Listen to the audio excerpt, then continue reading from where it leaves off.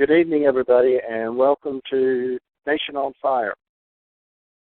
Nation on Fire is a compilation or combining two shows that we were doing on Blog Talk Radio, Patriot Coalition Live on the 25th and America's 11th Hour on the 11th.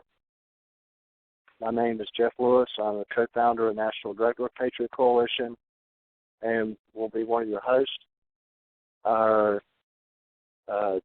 Director of Operations, Ms. Dee Sadler, who's in the chat room as KS Patriot, who's going to be monitoring the chat.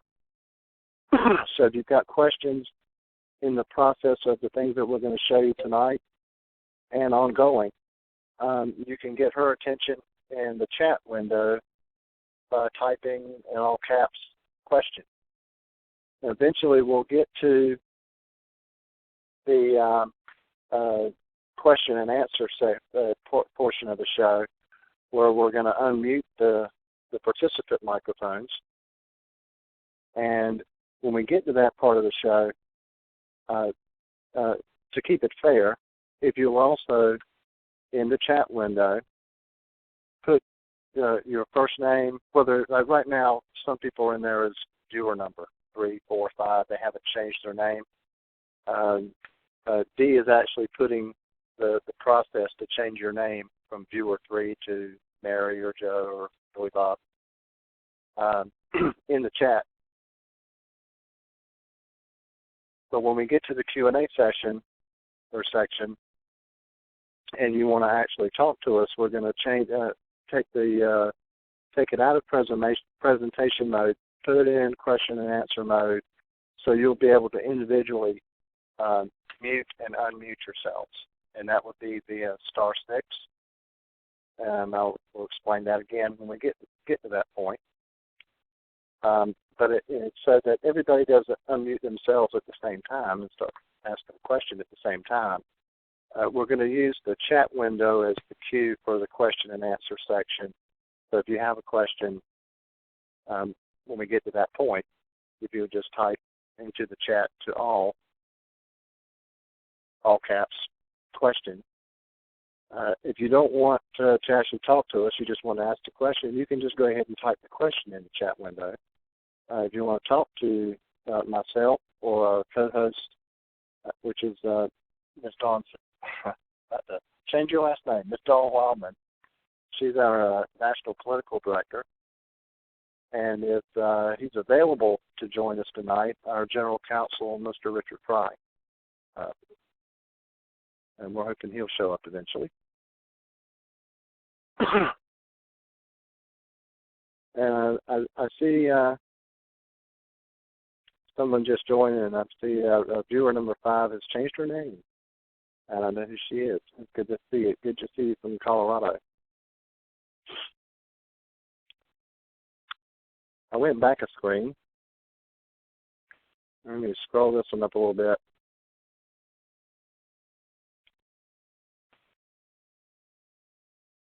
Patriot Coalition has a lot of different projects.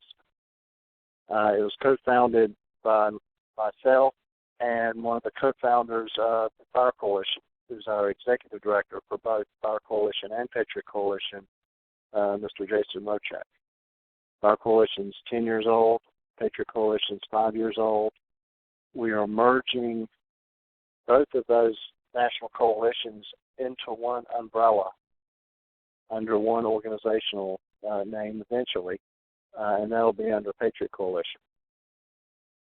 If you look on the screen now, you'll see we've got several projects. The ones on the right in yellow are Fire Coalition, which is Federal Immigration Reform and Enforcement Coalition. And there's also links, and I'll show you where you don't have to write any of this down, because we're going to introduce you to our new and improved website, our new improved parent website, which is still under construction, but it's far enough along that we can share it. And it has clickable links that will take you to all of these sites. On the left-hand side are uniquely Patriot Coalition websites, and both Fire and Patriot Coalition blogs. We've got Twitter accounts The ones you see that are Patriot Watchdog, whether it's the Twitter account or the YouTube account, that's me. I was started Patriot Watchdog back in 2006, and Patriot Watchdog was a partner, started out as a partner of Fire Coalition. And there's a lot of the videos and stuff that are there. We're going to eventually pare some of these down so they'll all be under Patriot Coalition to keep it simple. And that includes our Facebook links, Facebook pages, Blog Talk Radio shows. We've got about 6-7 months worth of archive Blog Talk Radio shows. We're still going to do the occasional Blog Talk Radio show. It'll be about 30 minutes long.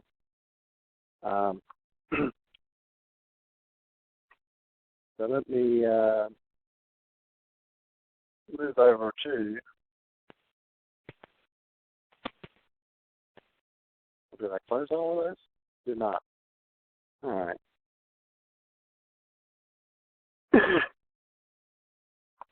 Right now, the new site we're developing as the parent site, the portal, the hub for all of our projects at both Fire Coalition and Patriot Coalition is at instead of being at PatriotCoalition.com, it's at PatriotCoalition.org.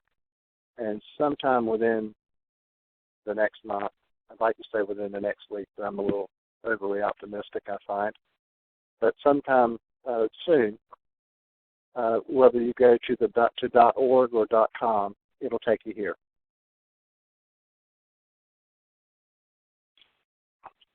I'm going to go over to the homepage before we get into the show. And we've not fully developed, like I said, this new site's under construction, so we don't have a whole lot on the actual homepage. So if you look in the left-hand sidebar, all those project sites, including this webinar, is in the sidebar. And each one of these is a clickable link that will take you to all our different projects, to our YouTube channels, to our Facebook pages, and to our Twitter accounts. And that will eventually be in the sidebar as we some of these project sites and websites, like the Fire Coalition, Operation Body Count, We Are Aliens, and the Fire Coalition blog have been around for almost 10 years. And we're updating and moving everything into a more simplified, hopefully more user-friendly format inside WordPress, actually. So at your fingertips, you'll be able to find and access anything and everything we have available on any of the subjects.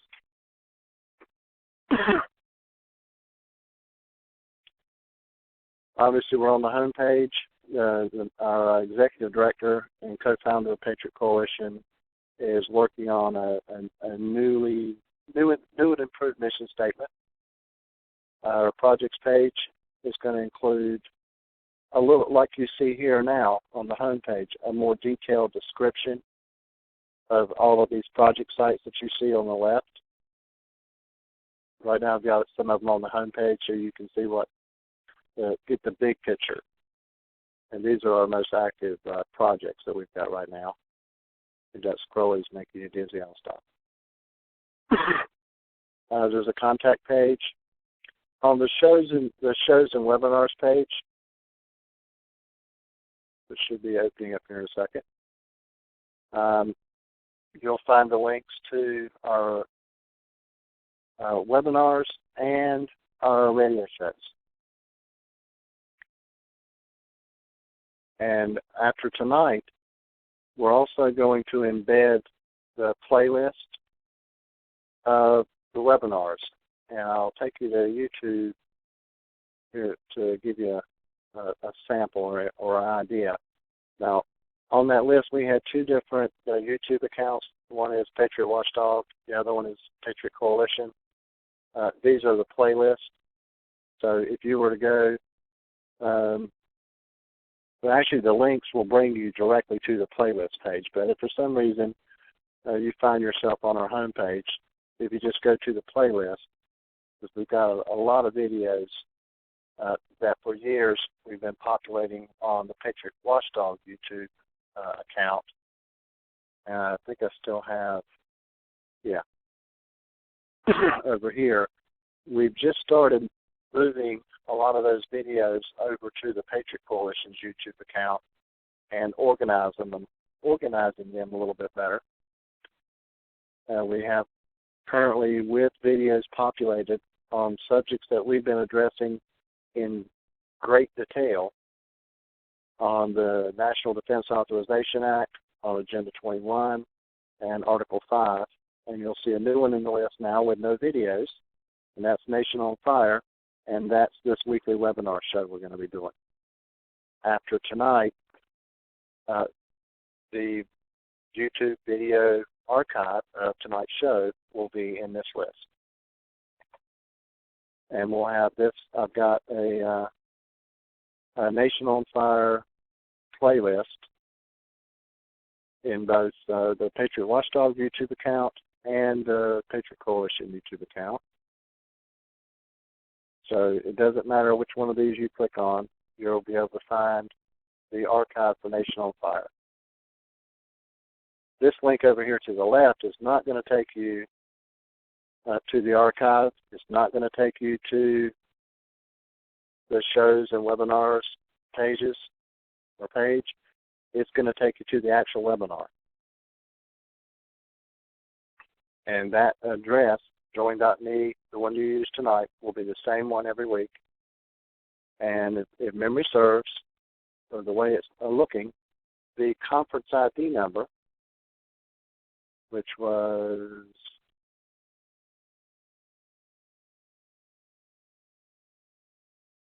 the number that was here, when you hit your pull down on the phone to get the conference number, or if you got an email, it was actually in the email. So the conference ID is a 9-digit number. I believe that number will be the same every week. And there's like 4 different phone numbers. And depending on how busy Join Me is, you may not have the same number to call in every week. So when you first log on to joinme.com/Patriot Coalition, before you call in, or if you call my computer, it doesn't matter. It's just going to use your internet. Keep in mind, if you don't have a microphone, you're not going to be able to talk to us. So most laptops now have built-in microphones. Most desktop computers do not. You'll still be able to listen if you call in by computer. You just won't be able to talk to us. Let's see. What am I leaving out here on that? I think that's enough on that.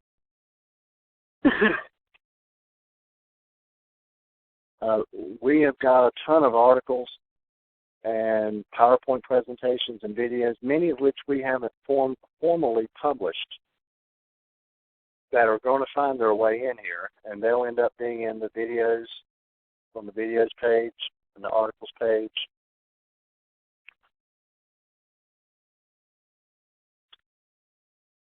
So with all these different projects, why do we not have 2 rows of buttons? Well, the main Patriot Coalition website is intended to be a simple portal to a lot of information, and some of it is not information that we've developed, but it is from trusted sources. One of them, before I get into the meat and potatoes of the show, tonight's show, because tomorrow is Constitution Day. It's the anniversary of the signing of the U.S. Constitution, September 17th, 1787. On this Gateway to Congress page,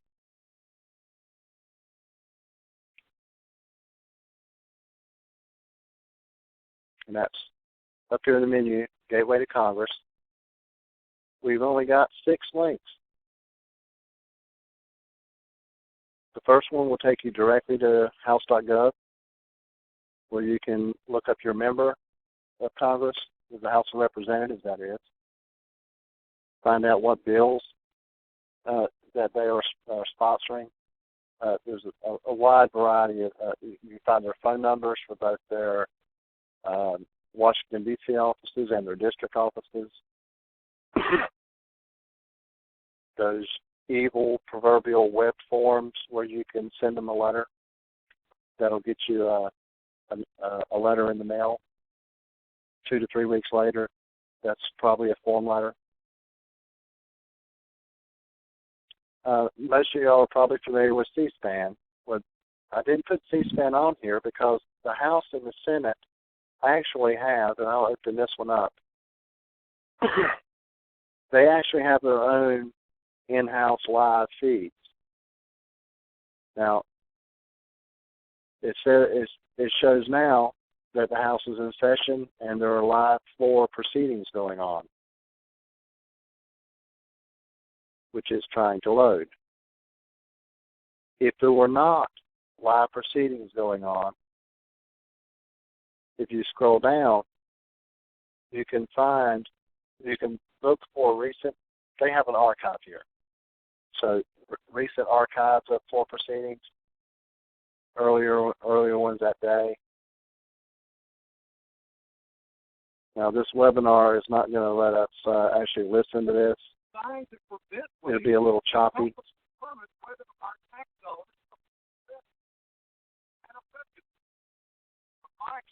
Let me shut this guy up.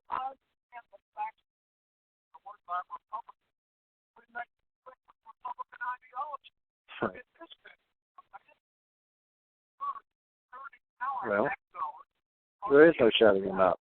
Oh, there it is.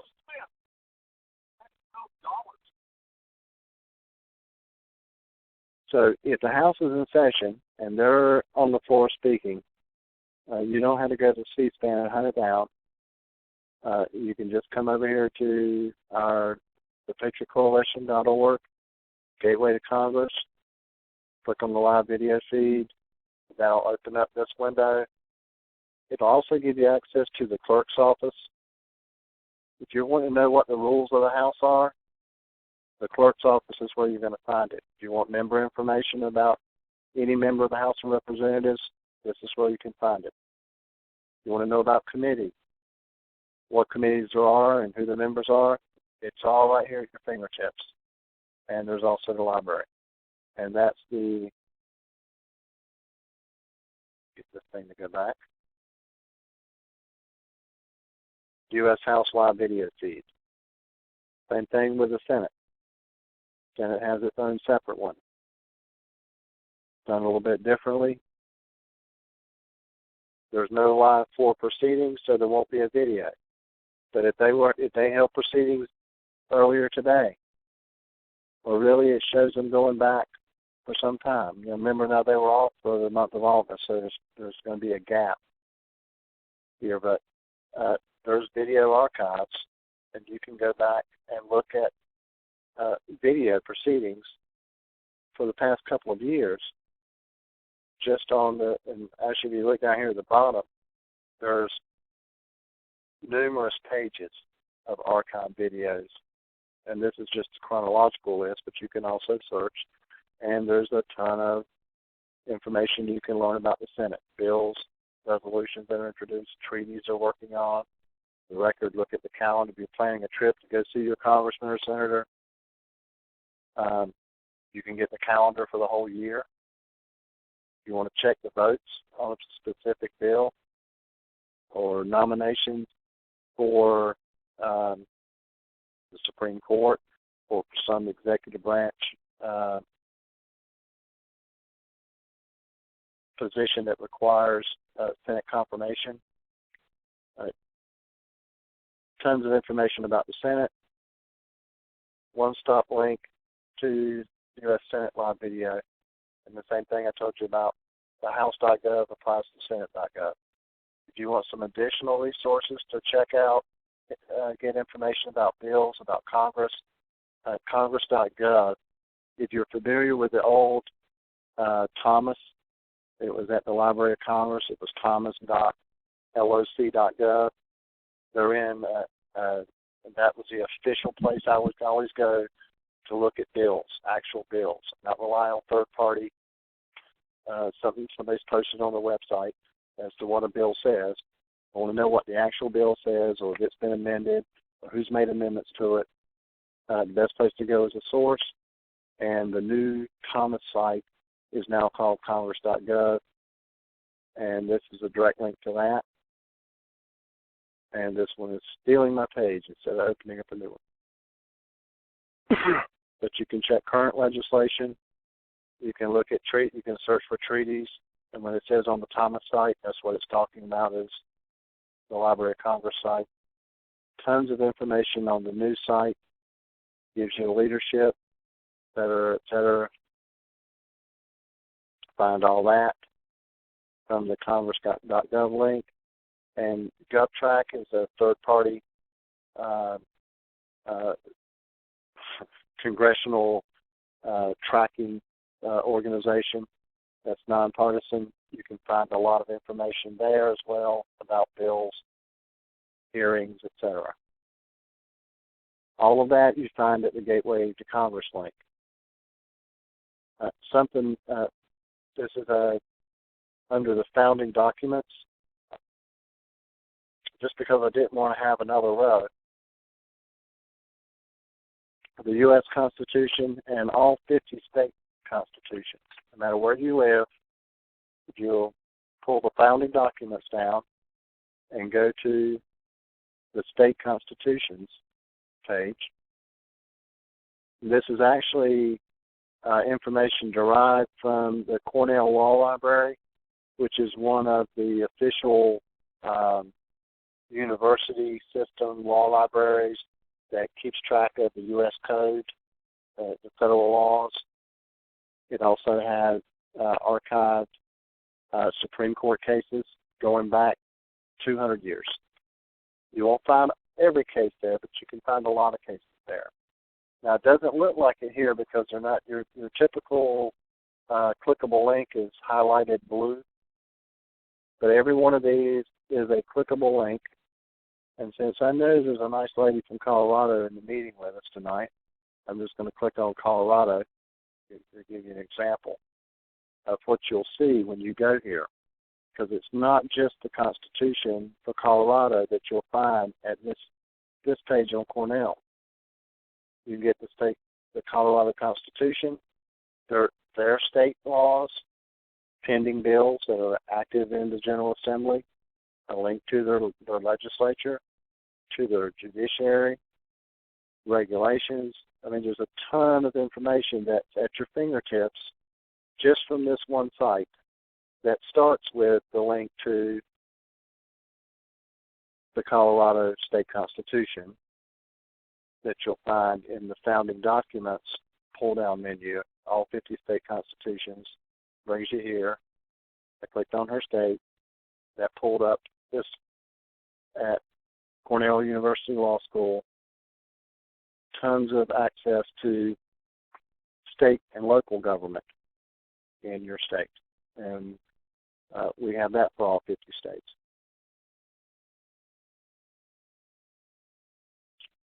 Let's see. What am I leaving out, ladies? Dawn? B? You got yourselves muted, obviously. Yes, yes, we were actively listening. You have covered everything. I mean, I'm even impressed with us. Mostly you, but... No, this is all us because we've been working on the development of this website, this new website, since, June? I think. We started this in June. And we could certainly throw we were working on it every day because we've got so much going on. But I can tell you between our Director of Operations, Dee, and our National Marketing, National Political Director, Dawn, our National Marketing Director, Kathy, who I don't think is here yet, or here tonight, and our General Counsel and our Executive Director, there's been a lot of input from a lot of different people to help us put this stupid simple site together. It doesn't have a lot of fancy whistles and bells and flashy things for you to look at. It is intended to be an information resource hub. Yeah, we wanted to give you guys exactly what we know activists look for, because all of us, having done stuff for so long, you know how it is when you go to 50 million sites looking for one piece of information. You got to figure out, you can't remember the name of such and such. We wanted to make sure, I think what we built was the site that we would all like to go to when we look for information. So it's geared from the person who just wants to know something right now, isn't really an activist, to I think really the seasoned activist, to give them that one-stop shopping and the ability to get a hold of everything they want to know without having to look all over and hunt all over the place for it. So we definitely kept all of you guys in mind because, you do this long enough, we all share those horror stories. So absolutely. She's trying to say this just me. No, I'm just the one that's had to suffer through the actual webmastering part. But they've all been over my shoulders and breathing down my neck, saying, "No, it looks better over here. No, don't do that." So yeah, if it's good, I'll take the credit. If it's bad, you can blame the girl. Yeah, we've been mothering the website and you at the same time. But absolutely, it is all coming together, and it really is coming together in a way that hopefully you guys find really, really useful. The surprise has been, but in a good way too, is that going back to try to consolidate everything, we find all this other great work product that we've had that we're like, you know what? Blogs and things that Richard has written or Jeff has written, unfortunately, they're still very relevant today as they were 5 or 6 years ago. So it's really cool finding all that information. We've had such a wealth of it between the two organizations and all the projects. So it's actually been kind of this labor of love going back. It's like looking through the box of old photos that we do from time to time. Absolutely. Now, I can tell you that the only sites some of these project sites we've had for years. The only ones that we've moved over so far to the new format, actually America's 11th Hour, we created from scratch in this new format, and Rejoin or Die. Everything else, except for the main one here, are still in the old format. And it's going to take us some time, probably 6 months to a year, to actually consolidate and move all the everything that we've got, a decade's worth of research and information and articles over, so it's easy to find.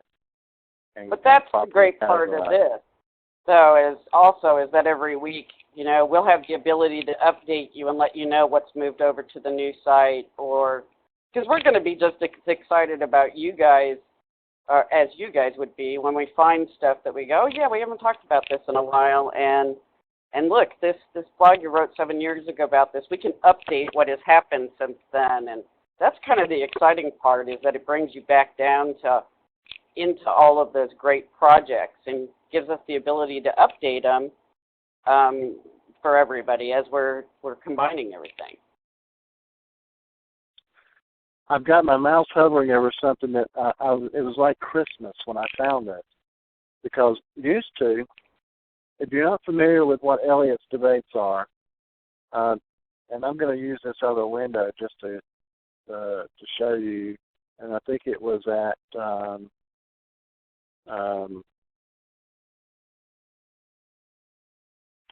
well, if we can learn how to type, yeah.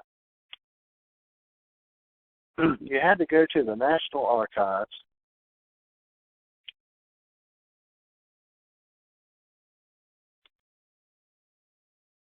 and search for Eliot's debates. I know where to find it, but if you didn't know,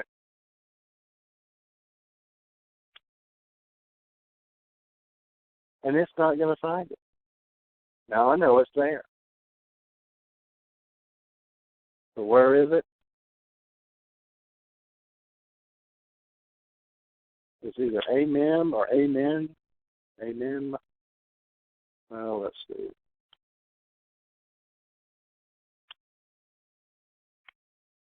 Okay, it was memory. Memory.loc.gov. So it was in the amen section, but it was up there. So when you would go to these, there's 5 volumes of Eliot's debate. Now we're looking at the Constitution or the Bill of Rights or subsequent amendments.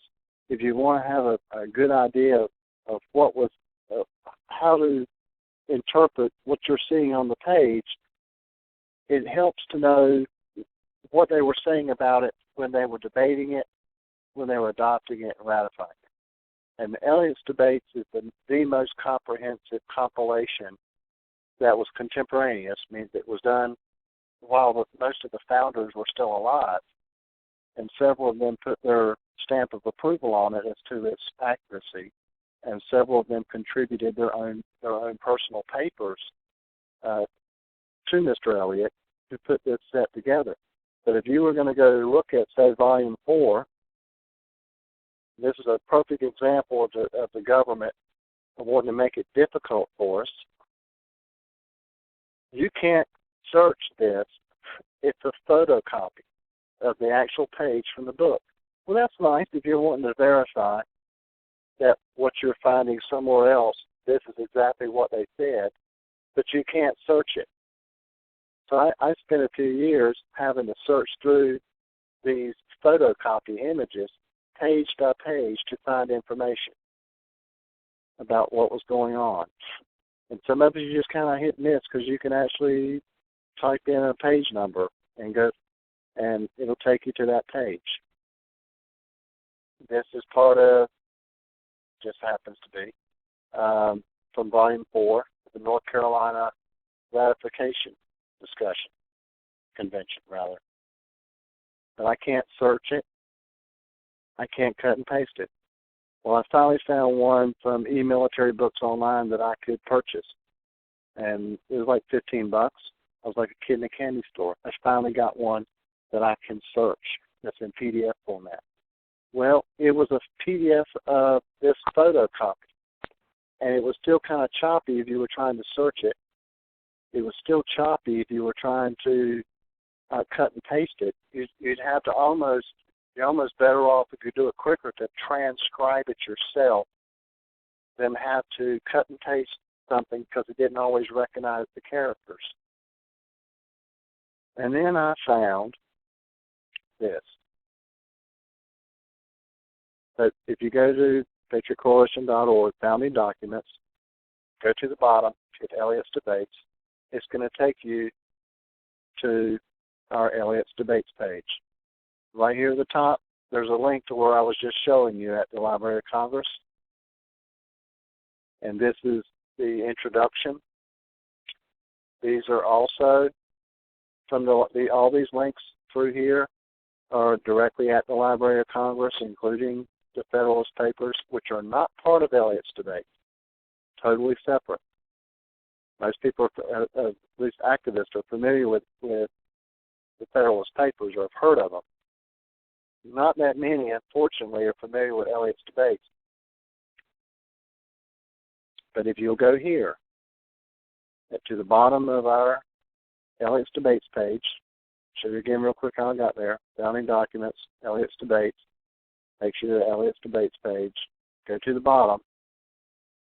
These are PDFs that you can download of all 5 volumes. And I'm going to open up that same one we were looking at the Library of Congress, Volume 4. And these were compiled, and you'll see once it finishes loading it. And it's going to take it a second because it's kind of hefty file size. The Online Library of Liberty. This is an ebook. They have it in an HTML format. They've got it for your Kindle. They've got like 4 or 5 different formats.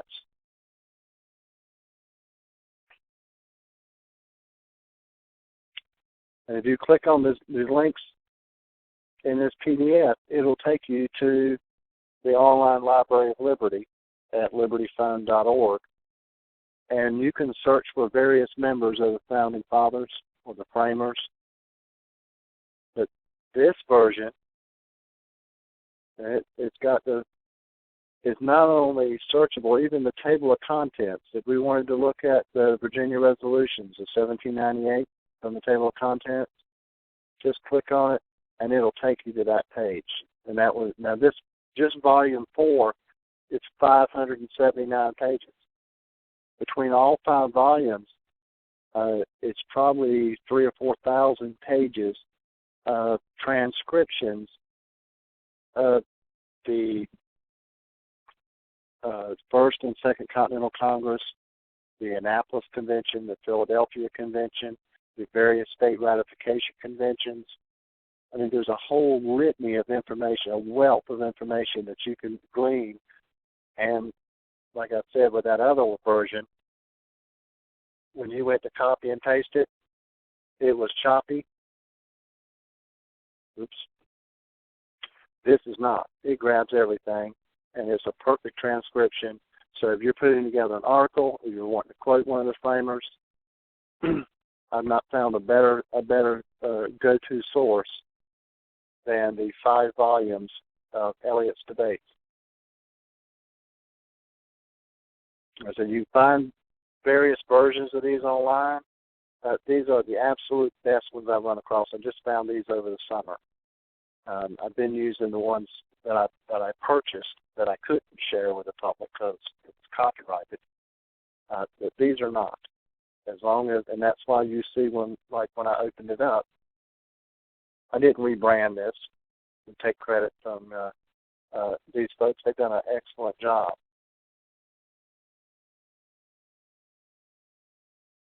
And there's a direct link right at the top. So I've not made any changes to this is their PDF. I just parked it on our server so you won't have to go try and hunt them down. You just come to our website, go to Founding Documents, Eliot's Debates, or you can come down here, download all these, and have them on your computer, and you won't even have to come see us. Although I don't know why you would want to, because we might have something new. But this is really good stuff here. Same thing with the Federalist Papers. If you've seen print versions of it, and this is taking you to our Federalist Papers. There's 85 essays of the Federalist. We've got right here at the top a direct link to where you can go look at it at the Library of Congress, where you can download a searchable PDF like I was just showing you with Eliot's Debates that was compiled by Penn State.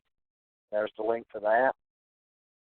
This section here, this about the Federalist Papers stuff, was taken directly from the Library of Congress about the Federalist Papers.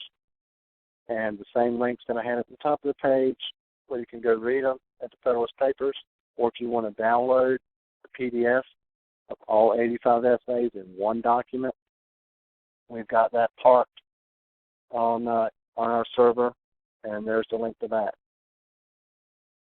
Now, our job is to teach people how to fish and how to do their own research.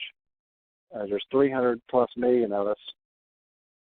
We've got less than a dozen people in our brain trust, our national staff at Patriot Coalition, that's doing a lot of research and development of websites and projects and model legislation. But we can't save the country as much as we'd like to restore constitutional governance so we could go back to having a real life. We can't do it. We need help, and we want you to have the tools you need to do your own research or to verify what other people are telling you about what happened during the founding era, what the Constitution means.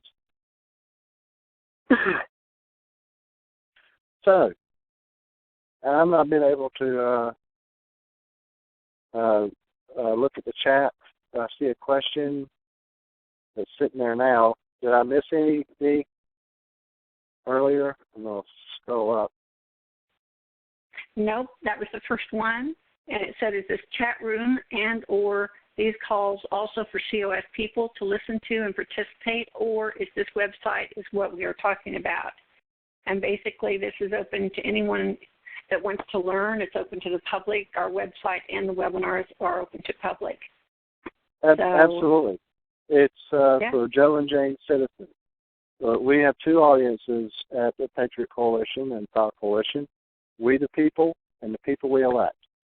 And whether we agree with our fellow citizens and some of the other organizations out there or not, we try to do what Jefferson said and inform their discretion with education.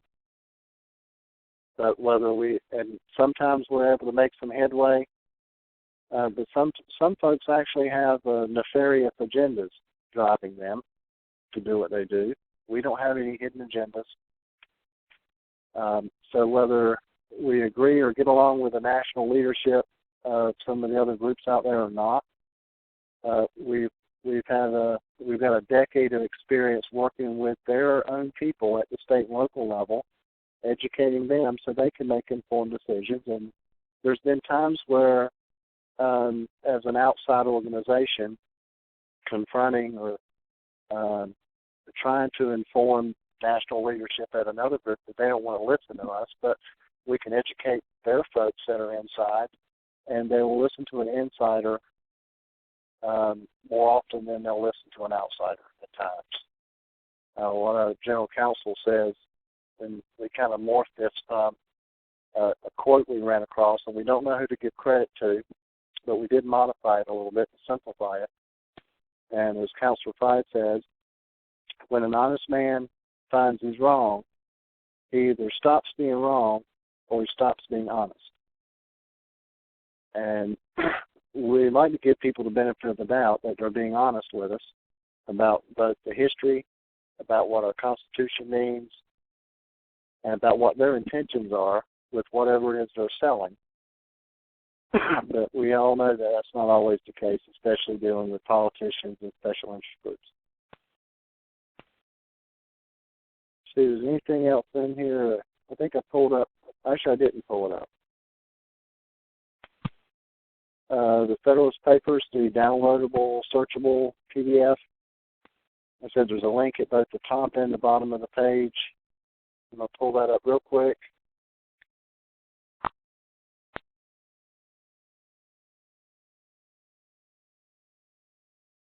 And this is 400 pages. This compilation was put together by Penn State. And somewhere down here it says as much. Pennsylvania State University is who did this. Jim Maness oversaw the compilation. You can read all about it there. And it also, if you notice as I'm rolling my mouse over the content, they're turning yellow. That's because all of these, for all 85 essays, are themselves clickable links. One of my favorites is something that's in Federalist 81, written by Hamilton. Now, if I was going to search for it,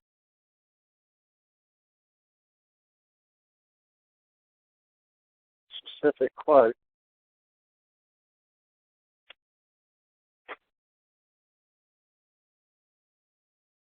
but Federalist 81 talks about one of the issues that we've been addressing for the past 4 years, which is Article 3, Section 2, Clause 2, on original jurisdiction. And somewhere in here, in Federalist 81, and this search, I was using the browser, but if I was to actually maybe make this go a little quicker, I'd do it this way.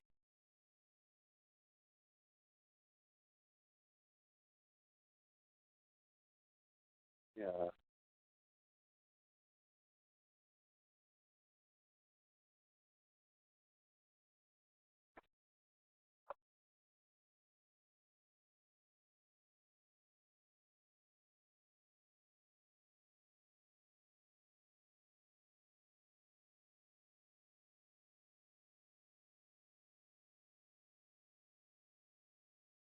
I didn't find my wording.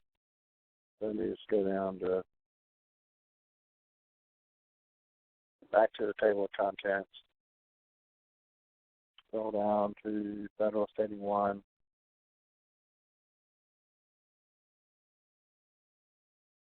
Hamilton was explaining why they only gave the Supreme Court original jurisdiction over cases in which a state was a party.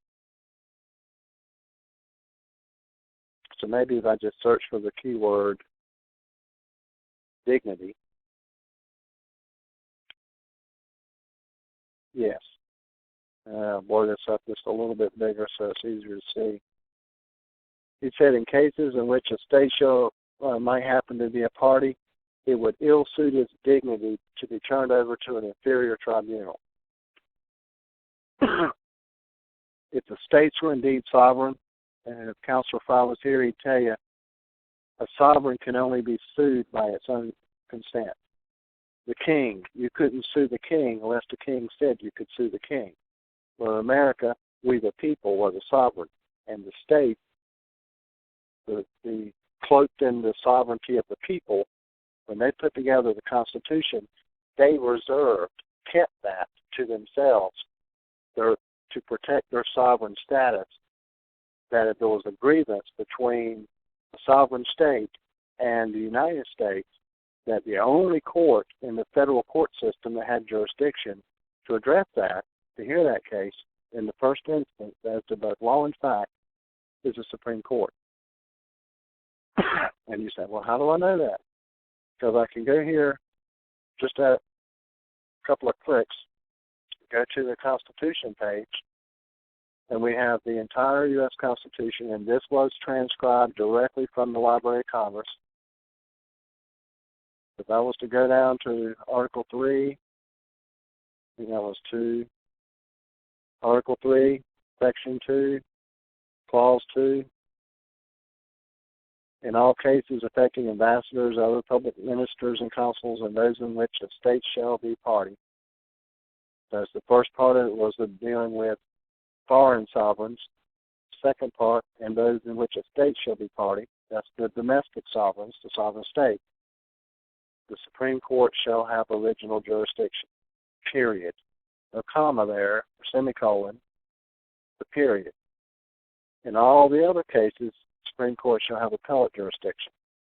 Now, we've written an article talking about the Obamacare and the Arizona SB 1070 lawsuits that was 2 years in the making because it took the court cases that long to wind its way through the federal district courts and then the appeals courts.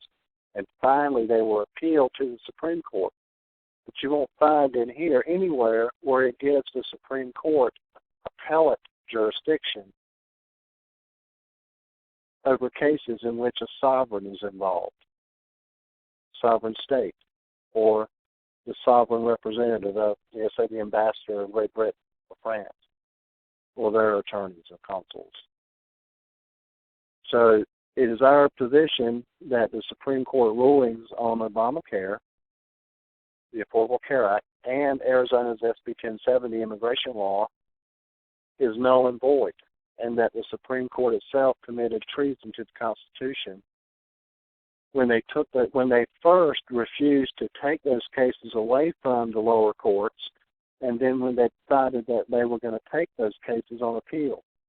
They didn't have any constitutional authority to do either. And as Chief Justice John Marshall said in Collins v. Virginia in 1821, for them to do either was treason to the Constitution. Well, that's one of those articles that's not yet published over here. But I do have it handy, and if anybody wants it, you give me a second here, because I'm not going to take a ton of time to read it to you. But I will pull it up real quick in the PDF. We sent scarlet letters to Chief Justice, hand-delivered to the Supreme Court, what we refer to as scarlet letters, informing the Chief Justice's duty back in August of 2010, Friday the 13th, of August 2010, because the court cases against Obamacare and Arizona's SB 1070 were introduced in June of 2012. I mean, June of 2010. And then June of 2012, 2 years after the initial files, the Supreme Court passed down these rulings. This is a 10-page article, and the link to this article, I thought was in the footer here, and it's not. Well, I can tell you that the link is the same as the name, PatriotCoalition.com. So I typed it up here for you to see.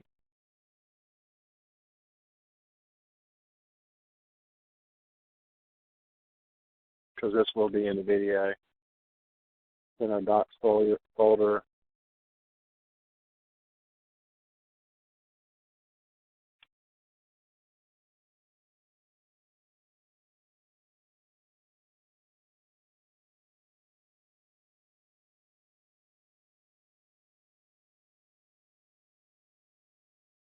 Get this over here on the page where you can see it. If you want that article, type that into your browser. And just to confirm that I'm remembering it correctly, I'm going to do it myself.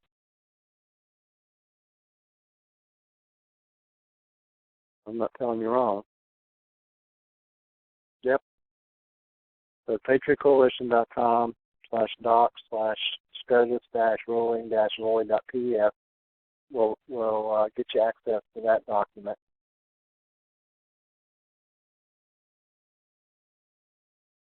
And there's the link again.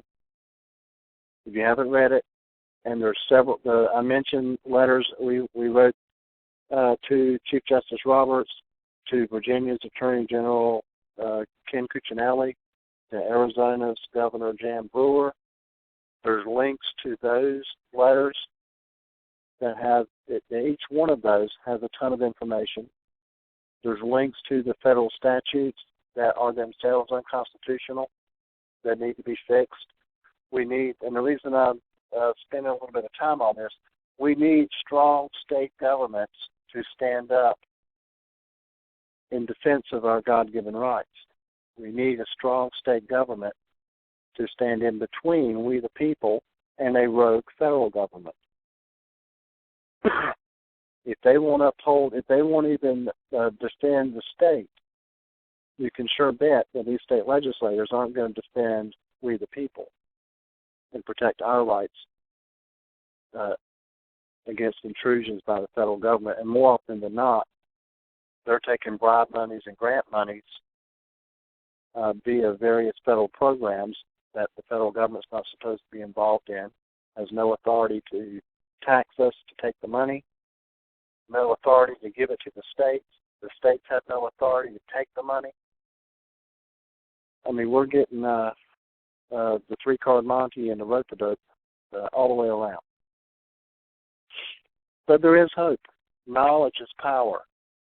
And the more informed we become about the principles of liberty and about how our Constitution, our constitutional republic is put together, the more armed we are. So in the founding documents, I showed you the Constitution. Well, that is just and this is that proverbial question that I ask a lot of Patriot groups and Tea Party groups and public servants and military officers. A simple question of how many articles are in the Constitution? How many articles? If you can't answer that simplest of questions as to how many there are, you probably don't know enough about what's in them either. And none of us do. There are 7. God gave us one for every day of the week. 27 amendments, 7 articles. You think of bowling, 727, 7 articles, 27 amendments, that's where we are today. Same thing with the Bill of Rights. We've got those on a separate page. we hear about the preamble to the Constitution, not much about that there's a preamble to the Bill of Rights. Well, this first bit, before you get to the First Amendment, is the preamble to the Bill of Rights. This also came directly from the Library of Congress. It's really a direct cut and paste, not even retranscribed. And then there's the first 10 amendments, and we kept them a little bit separate, but we've actually got all 27 amendments listed. And you can source it here, you can cut and paste it into articles, into whatever you want to use it for. And again, like I said, we've been to several site pages. If you notice on the left-hand side, there's links to lots of our project sites that we're not even going to get into tonight. I just want to give you an overview of what we've got to offer, what's available at your fingertips. Tomorrow's Constitution Day. 7 years ago, and it actually wasn't on the 17th, it was on the 19th, we held a press conference on Capitol Hill with seven members of Congress. It was our Constitution Week press conference that we did. It was our first big press conference on Capitol Hill. That was with Fire Coalition. And a lot of the things that were talked about that day, and the videos are available on going back that far in the PatriotWatchdog video archive on YouTube. If you want to go back and watch the videos from that press conference. But we were under attack by globalists in 2007.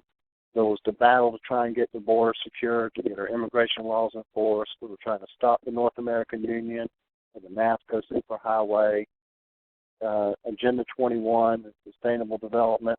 Those were all components of that. The battles that we're fighting today are the same battles that a lot of activists have been engaged in fighting, some of them for decades. And if we don't chop at the root of the problem, it was Thoreau said that, and I paraphrase this, for there's 1,000 whacking at the limbs of evil to one chopping at the roots. Well, the root that we need to chop at first, I didn't think it was going to take an hour and 6 minutes to get into this. But if we don't build, our country was founded on Judeo-Christian principles. And whether you're a Christian or religious or not, the fact that our country and our form of government, our supreme law of the land, was based on those Judeo-Christian principles is a blessing to you and to your children, because there's never been a country before or since that has gone to such lengths to protect your individual rights as the United States. They did that based on their faith and courage. If you look here at our main menu, you'll see faith and courage and then allegiance and protection before you get to the founding documents. And there's a reason for that. We win, you win some, you lose some.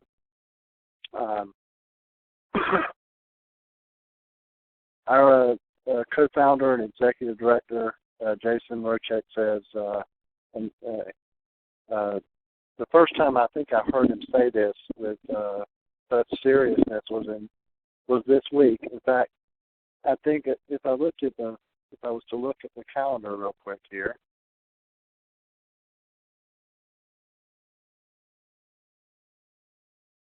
Bear with me for a second. And this thing's flying.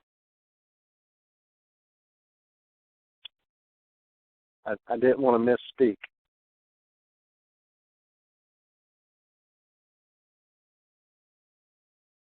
A couple more months to go back to get to 7 years ago. September. It was. 7 years ago today, I got a phone call from the then National Director of Fire Coalition, and I was Deputy Director. Mr. Mrochek lived in San Diego at the time. I lived in North Carolina. I'm in Washington, D.C., awaiting his arrival because we've got a press conference we're doing on the 19th.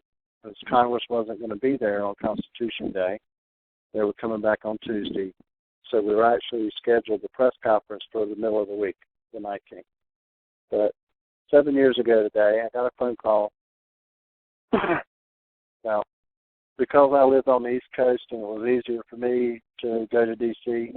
because I'm not 3,000 miles away, I had been the mouthpiece, spokesperson in a lot of things that we did in Washington. But we wanted the national director for this event. So he'd spent the previous week to 10 days preparing a speech that he was going to give at this press conference with all these members of Congress. So at least two of them were presidential candidates that year, or had thrown their hat in the ring to run for president. And I get a phone call from him that day that he's not coming. And he had good reasons. And his priorities were, as he put it, God, family, country, self, in that order. And he had his priorities straight. And that was the week. I really didn't find out until probably later in that week, but it was 7 years ago today that the domino fell where I took over as National Director for Fire Coalition. I thought it was going to be a temporary position to get my Deputy Director job back in short order. Didn't happen. And I still tell him every now and then he can have his job back any time. And then I'll take either Dawn or Dee's job back because they've both got jobs that I used to have with Fire Coalition. But God, family, country, self is the order. And that's why faith and courage is first in this menu list. The founding fathers had faith. And if we restore our faith, we got on our money, in God we trust. If we restore our faith in God and do what's right, He'll take care of the rest. Our job's not to win. Our job's to do what's right. I encourage you to go. I'm not going to get all preachy to you and read all this to you. But the Faith and Courage button or menu button and Faith and Courage page will give you some of our perspective. Hebrews 11:3 that talks about faith, in Psalms 31 about be of good courage. John Adams said, our Constitution was made only for a moral and religious people. It is wholly inadequate to the government of any other. He was right. If we don't restore our faith and get back to doing God's will, God's work, America's gone. So you'll find more information here about that. We've been fighting an Article 5 battle. See, I got another question here. Is PatriotCoalition.com going away? And PatriotCoalition.org is its replacement? Yes and no. The .com site, the PatriotCoalition.com site, as you know it now, will eventually, that site will disappear, and all the information that's there will be over here. And once we get enough of that information over from the .com site to here, we're just going to redirect the .com address to this site. So whether you type in PatriotCoalition.org or PatriotCoalition.com, they will both bring you here. So there's a lot of things that are still over on the .com site that you won't that aren't here yet. That's why that site is still up. Same thing with firecoalition.com. We have not tackled that one. We decided to tackle the parent site first in our transitioning. And if that doesn't answer your question well enough, Colorado, ask me again, more specific. But we've been fighting an effort to trigger an Article 5 convention for a little over a year now. We've been looking at it and following it for 4 years, well, almost 5 years now. But for the past year, it has been job one to educate people about why it's not only not a good solution, it's not a solution at all for what ails our country. And one of our main adversaries on this issue is the Convention of States Project Director, Mr. Michael Ferris, who is fond of saying that we have two constitutions, the one that the founders gave us and then the one is interpreted by the Supreme Court. Well, that's a lie. And I initially would say that's a lie, that we only have one, that they're misinterpreting or misapplying or usurping it is treason to the Constitution. It doesn't make it another Constitution. But then I got to thinking about it a little bit more, about a speech I gave at Valley Forge, also in August of 2010, in which I actually had what I said, we have three constitutions. We should have a personal constitution, and if you're religious, you're a Christian, then that ought to be God's Word, the Bible. But whether you're religious or not, you should have a personal set of principles and values that you hold yourself to, a set of standards.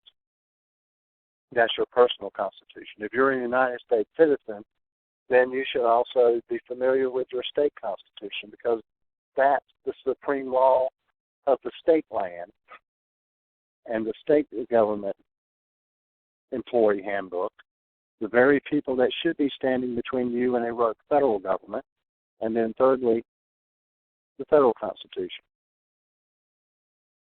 And I said the preamble of the Constitution sums up our duty with these words. And when people say the original intent, and I did this myself for years, the original intent of the Constitution, well, if you go read the preamble to the Constitution has never been amended. It's not the original intent, it's the intent.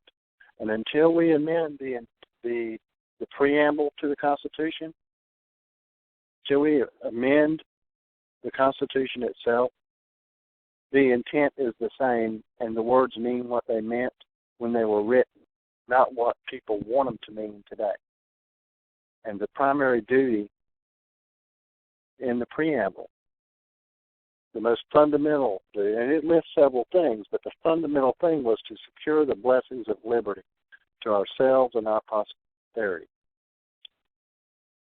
So if you want to know more about your personal constitution, if you're religious, we've also got a link to BibleGateway.com.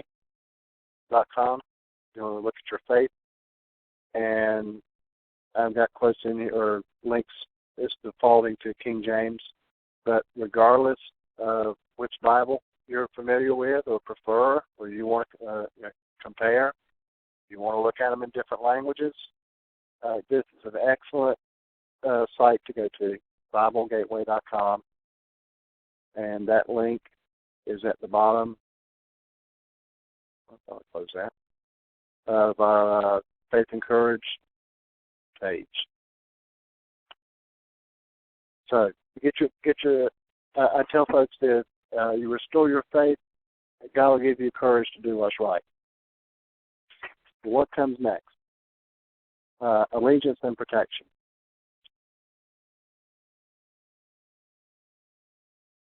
Now, there's a whole lot we could have wrote about this, and we actually put this page up just this afternoon, and it's sort of a compilation of several different articles that our General Counsel has written over the past couple of years about it, but we're trying to keep it simple. But as as Counselor Fry references here, and I strongly encourage you to go read this entire, and this isn't a marathon. It's a short article, and there's references and links, clickable links in the footnotes to everything except the court cases, and I'm probably going to add the links to those court cases too, so if you want to go read those to validate the position that he's taken here. But allegiance and protection predated the Constitution. It's the relationship that exists. That's that inherent relationship between a people and government. Before there were even governments, if you look at our loyalty to God and God's law, God protects those who are loyal to Him. We have a duty to protect what He's given us, those inalienable rights endowed by our Creator, which I summarize as our God-given rights. We have a duty of allegiance to God to protect those rights. We don't have the authority to give those rights away or to allow others to take them away for ourselves or our posterity. And that's what the preamble to the Constitution established and acknowledged and recognized. The Declaration of Independence laid it out as to who we were and where our rights come from. They don't come from man. They come from our Creator. And the Constitution was put into place to protect those rights. But none of that will uphold itself. But as Counselor Fry wrote here, the concept of allegiance and protection was mentioned by the Apostle Paul 3 times. And the footnote 1, if you go down to the footnotes, there's a direct link to those. He's got it cited chapter and verse. And if you click on the Allegiance and Protection in the Bible link, it'll take you directly to that Bible Gateway page, except it'll take you directly to Acts 16. So you can look up and read these actual 3 different instances where the Apostle Paul talked about allegiance and protection in the Bible. The Declaration of Independence talks about it 3 times. It's the allegiance that you refer to when you say, I pledge allegiance to the flag and the republic for which it stands. Well, the republic is us. It's the people. You're pledging allegiance to your fellow countrymen, which is your neighbors, your family, your community, your state, your country. And then there's several Supreme Court cases which have acknowledged the principles of allegiance and protection. And something that I don't have it published, and I just noticed this myself in the past month or so, and you may find it in some of your original state constitutions, but the North Carolina Constitution from 1776, so 6 months after, the first part's the Declaration of Rights. But when it gets into the actual Constitution, other than saying when and where it was put together, the very first declarative clause talks about allegiance and protection. It's whereas allegiance and protection are in their nature reciprocal, and the one should of right be refused when the other is withdrawn. You read the Declaration of Independence, they made indictments against King George for having removed us from his protection. He declared war against us. He waged war on us. He had dropped his allegiance and protection of the people. And we've got those sites in the footnotes on the Allegiance and Protection page, just to keep it simple, from the Declaration of Independence.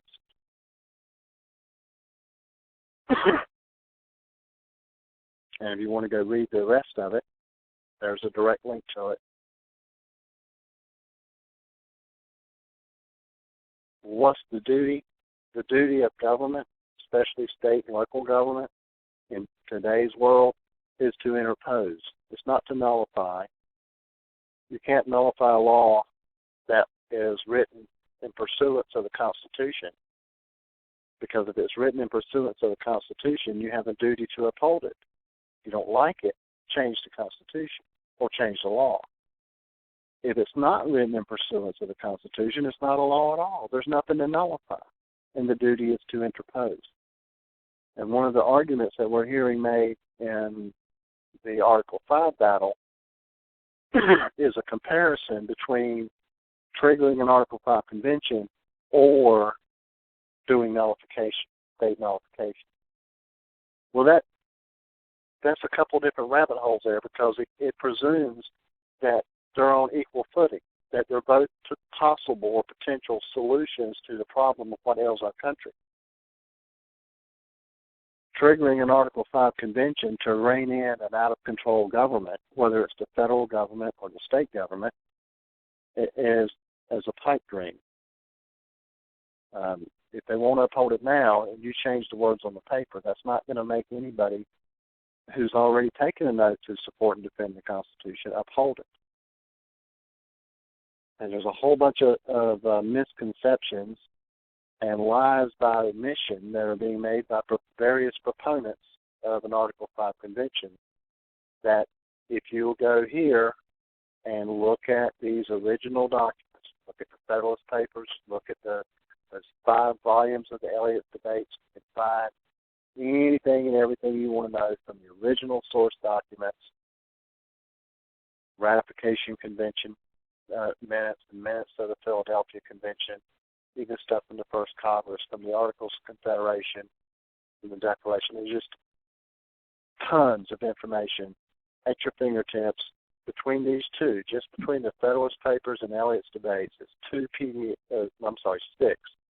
because there's 5 books, 5 volumes in this, and 1 PDF of this that has all 85 essays. So really 85, 91 documents compressed into 6, wealth of information. And between the Declaration, the Bill of Rights, the Constitution, access to all your state constitutions, the Federalist Papers, and all 5 volumes of Elliott's debates, I dare say you'll be hard-pressed to find more information under one pull-down menu about our nation's founding on any website, anywhere. That's this simple and this complete. If you think there's something there that we should have, and maybe the Anti-Federalist Papers, possibly, and that's something we're considering adding here, because a lot of the arguments that they made are also valid. But these were the ones that prevailed as to that convinced the states to adopt the Constitution.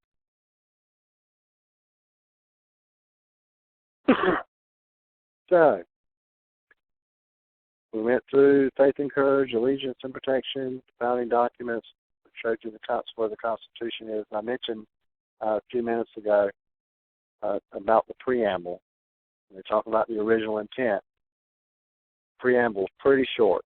We, the people of the United States, in order to form a more perfect union, establish justice, ensure domestic tranquility, provide for the common defense, promote the general welfare, and secure the blessings of liberty to ourselves and our posterity, to ordain and establish this Constitution for the United States of America. You don't see a little footnote here that says amended by some future amendment. And when you look at the Bill of Rights, first 10 amendments to the Constitution, you won't see anything in there that says amended by. You will see in some of the future amendments between 11 and 27, for example, the 18th. And I'll just scroll down to the 18th. And I said, these all came directly from the Library of Congress. So if something looks like it's spelled funny, it's because that's the way they wrote it. The 18th Amendment was prohibition, and you'll see the annotation when it was ratified, but you also see that it was repealed by the 21st Amendment. You'll see parts of the Constitution that will say amended by, like, the 12th Amendment. changed parts of, the 11th Amendment. Changed parts of Article 3, Section 2 was modified by the 11th Amendment. You won't see anything like this about the Bill of Rights. Nowhere in the Constitution or in any amendment after the Bill of Rights that says amended by. You could repeal the Bill of Rights, and it wouldn't change anything in the Constitution. It wouldn't change anything about where our rights come from. It wouldn't change anything about our duty to protect those rights that didn't come from man, that come from God. If man grants it, it's a privilege.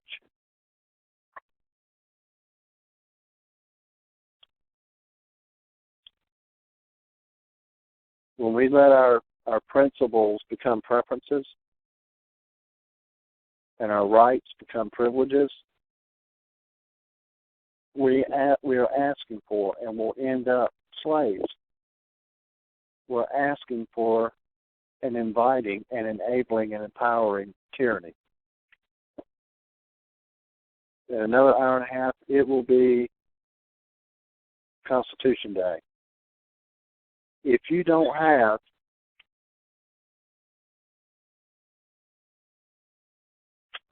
one of the groups we work with is the National Center for the Constitutional Studies.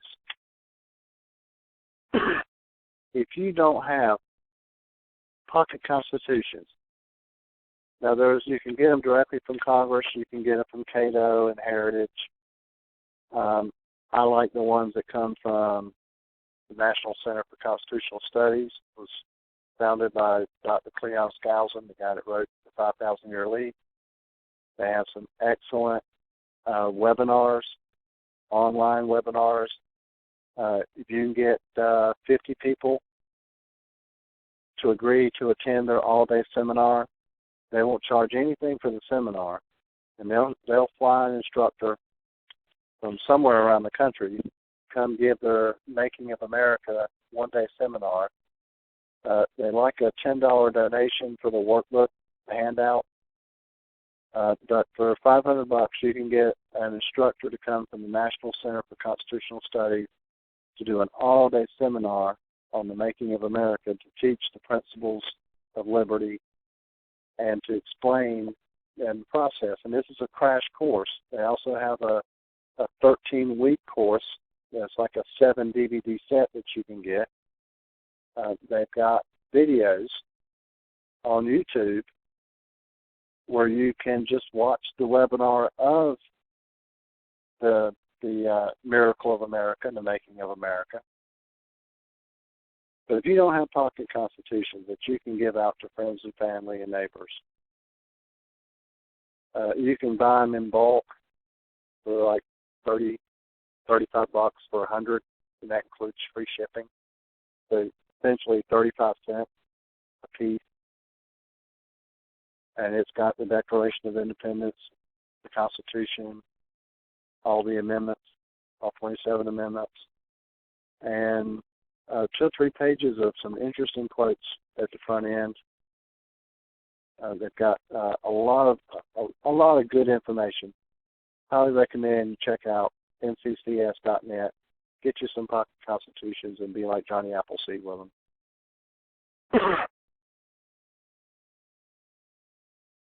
Make Constitution Day matter. You know, we've got an election coming up here in a couple of months, less than 2 months away. It's a little late to start, but if you don't understand the principles of liberty, if you don't understand faith and courage, allegiance and protection, the Bill of Rights, the Constitution, your state constitution, when these candidates come around asking for your vote for me, I'll do you right. You won't know what questions to ask.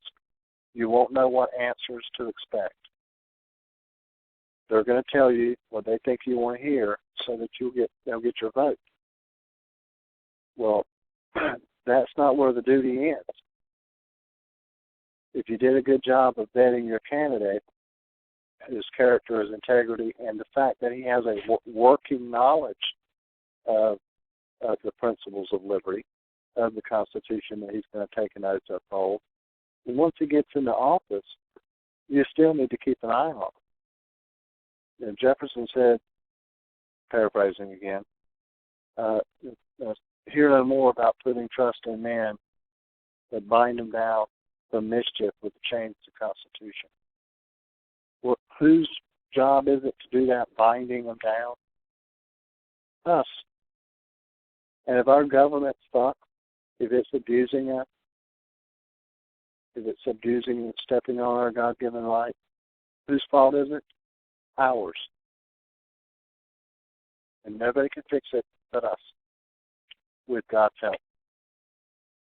But he's not going to help if we're not worthy of his help. So when you're building your foundation to go out and take on the world, take on your local government, your state government, national government, you need to start with faith and courage. Get a firm grip on allegiance and protection, and then wrap your mind around the founding documents and the supreme law of the land. And teach to your neighbors, to your kids. But we've got, I'm looking over here in the chat for a second. What did I leave out, Dawn? D? I don't know that we've embedded videos yet on here. We may have, no, we've not. Sounds like you've pretty much covered a ton. Real quick on, since it's one of my favorite topics these days, between myself and our general counsel, we've debated people from the Convention of States Project from Alaska to Virginia and parts in between. A lot of those videos, I think we've got about, 18 videos in the Article 5 playlist. And you find out at either Patriot Coalition playlist, and that link was this link here in the sidebar. And you'll find the same folder with the same videos at Patriot Watchdog on YouTube. And that both of them will take you directly, both of these links take you directly to the playlist. I recommend you watch these videos. We've got about an hour and a half webinar on Article 5 that doesn't start with Article 5. It starts with the principles of liberty and an explanation of federalism and how our constitutional republic is supposed to work and the relationships between the central government, which is in Washington, the state government, and the people, because we all have a role in the federal government. We use that term loosely, just referring to Washington. Really, the federal government and the Republican form of government involves more than just D.C.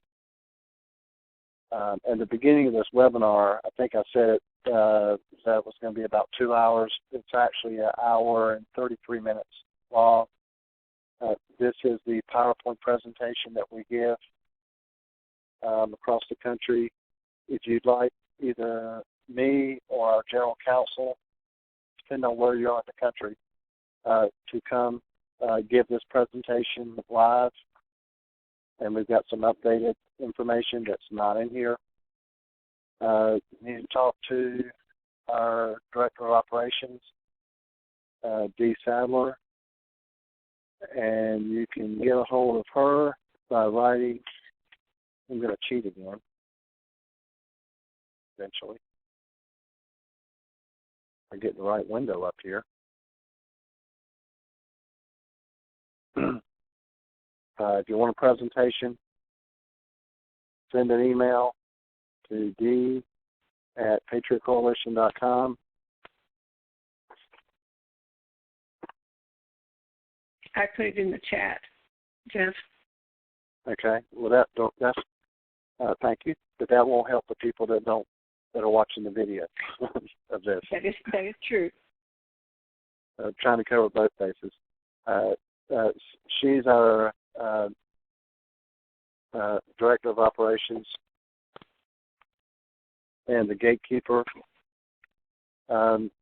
Richard and I will come do live presentations. There are expenses involved. We don't charge an honorarium, but we're all volunteer. None of us get paid for what we're doing. Cheapest way is to cover our travel expenses, put us up and feed us, and we'll be happy. And we'll do a presentation on any constitutional subject or issue that you like, but you got to go through her to get to us because she keeps our schedules and knows when and where we're supposed to be. And she's a super nice lady. Well, thank you, Jeff. Are you at liberty where we can discuss a couple of the states where you have appointments coming up here this fall? If there are groups in that area. Yes. November,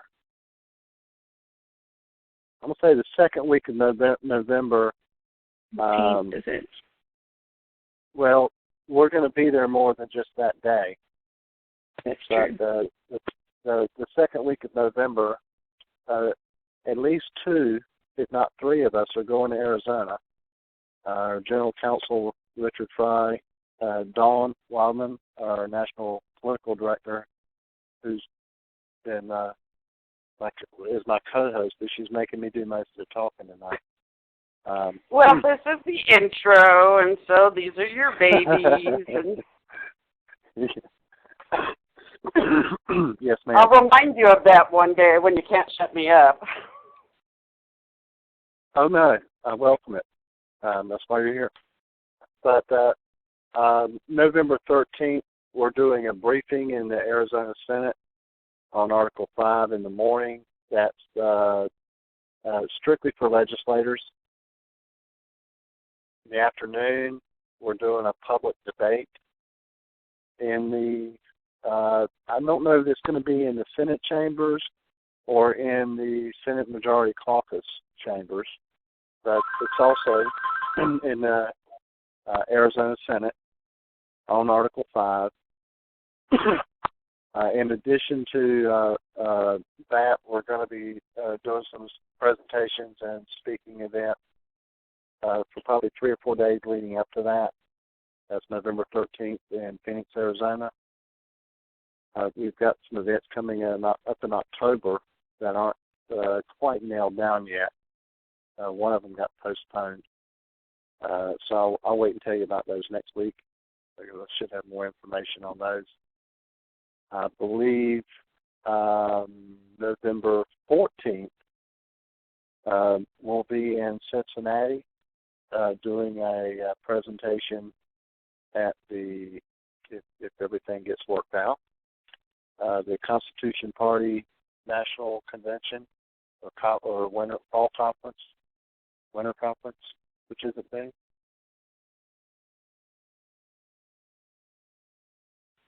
Well, anyway, we're doing a presentation for the Constitution Party. We work with really any group, any political party. Most of us are unaffiliated. I believe what George Washington said about partisanship. Exactly. Well, all the founders weren't thrilled with the idea of partisanship because, hello, they knew this would happen. Right. But I got a little sidetracked there. On the Article 5 playlist, there are several debates that we've had, plus a few informational videos that we put together. I attended the second round of the Mount Vernon Assembly that was held in the Indiana State House in Indianapolis, June 12th and 13th. I've got probably 8 to 10 hours of video that I recorded of the actual sessions they had, the main assembly of state legislators and the Rules Committee, because they had 3 different committees that they did breakouts of, that we've not shared any of that video yet. We've got some video that I just got approval today on of some excellent constitutional wisdoms from Dr. Edwin Vieira that our General Counsel and I spent, got about 3 hours worth of video with him back in, I think it was April. And we're putting together an Article 5 DVD with such experts as Dr. Vieira, Tom DeWeese from American Policy Center, Charles Key, who's expert on the informed jury and jury nullification. He's an Oklahoma state rep, a gentleman from the John Birch Society, Publius Holda from Tennessee, that we've collected some exclusive video interviews with several constitutional scholars and attorneys that we work with at Patriot Coalition that we're hoping to have put together and available before before Christmas, hopefully. But we've got a lot of the debates and other videos already available in the Article 5 playlist. One of the websites that I'd like to spend about two minutes on, and this is another one we haven't done the updating on, but the Intolerable Action Center.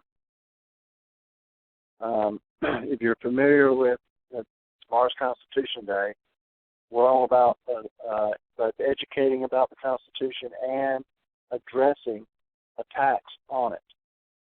The 2012 National Defense Authorization Act violated no fewer than 14 provisions of the Constitution, including over half the Bill of Rights. We have model legislation. If you go to the intolerableacts.org, that's one of the ones in the website here at patriotcoalition.org. Click on that. That'll take you here. You go to NDAA resolutions and legislation in the left sidebar. We have model legislation or resolutions and ordinances for your sheriff, for your city and county government.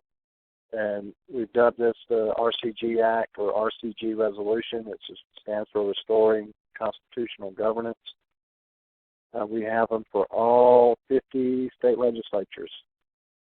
And the nice lady from Colorado, if I was to click on the Colorado, it would take you to the Colorado page where she could download, click on the link to the RCG Act of Colorado. It's in PDF format. It's custom tailored, and this isn't long, complicated legislation. It's one page. And this model legislation was put together by myself, our general counsel, and Stuart Rhodes, the founder of Oath Keepers, who's also a constitutional attorney who specialized in, when he was at Yale, with the application of military law on civilian population. And this chops at the very root of all the abuses of the 2012 National Defense Authorization Act, the authorization for use of military force, any claimed authorities or powers by the executive branch. And it's not just President Obama or President Bush. Each one of them builds on the abuses of the former. And it includes a penalty clause. And it's a one-page bill. So we work with a lot of states across the country over the past couple of years getting this introduced or helping to modify or improve legislation that's been introduced in state legislatures across the country on this issue. This one here is specifically tailored to Colorado. So on page 2, page 1 is the actual model legislation. The second page shows all the violations of both the U.S. Constitution, followed by the violations of the Colorado State Constitution. And then a reference to the oath of office from the Colorado Constitution. So when these state legislators say, it's not my job, it's a federal issue, you can refer them to the oath they took to your state constitution. And that's on page 2, and this is unique for all 50 states. We went through painstakingly the Constitution of all 50 states to find the relevant violations of your state constitution. That's on page 2 of that bill. And then page 3 are a whole bunch of references and sources to the information. That's at the Intolerable Acts. Yeah, I see it's a lot for one setting. It is. Now, that's why I'm not going into a lot of details, but this is our inaugural Nation on Fire show, and we wanted to give you a feel for what Patriot Coalition brings to the table. We're not just keyboard warriors. We get out there, and we've been out there. We're not media whores. But we're engaged. We have active legislation in Congress, in state legislatures, in county commissions, city councils, literally across the country that are in various stages of introduction and or passage. Our partners at PANDA, People Against NDA, which you see them on the sidebar here at the homepage for the Intolerable Acts, have been very active and successful in getting our resolutions and ordinances introduced from Oregon to Massachusetts and even the city of Albany, capital of New York, adopted our RCG resolution or ordinance. So we've got a ton of information available. We've got more model legislation. One last piece of model legislation that's not on there. As I mentioned that we have active legislation in Congress. H.R. 1888, the Jamil Shaw Jr. Memorial Act of 2013. This is the third Congress we've had this introduced in. It used to be called the Illegal Alien Crime Reporting Act. We need hearings. It is currently sitting. If you go to blog.firecoalition.com, that was also over here in the sidebar at the PatriotCoalition.org site. It's the last one in the list of project sites. That'll take you here.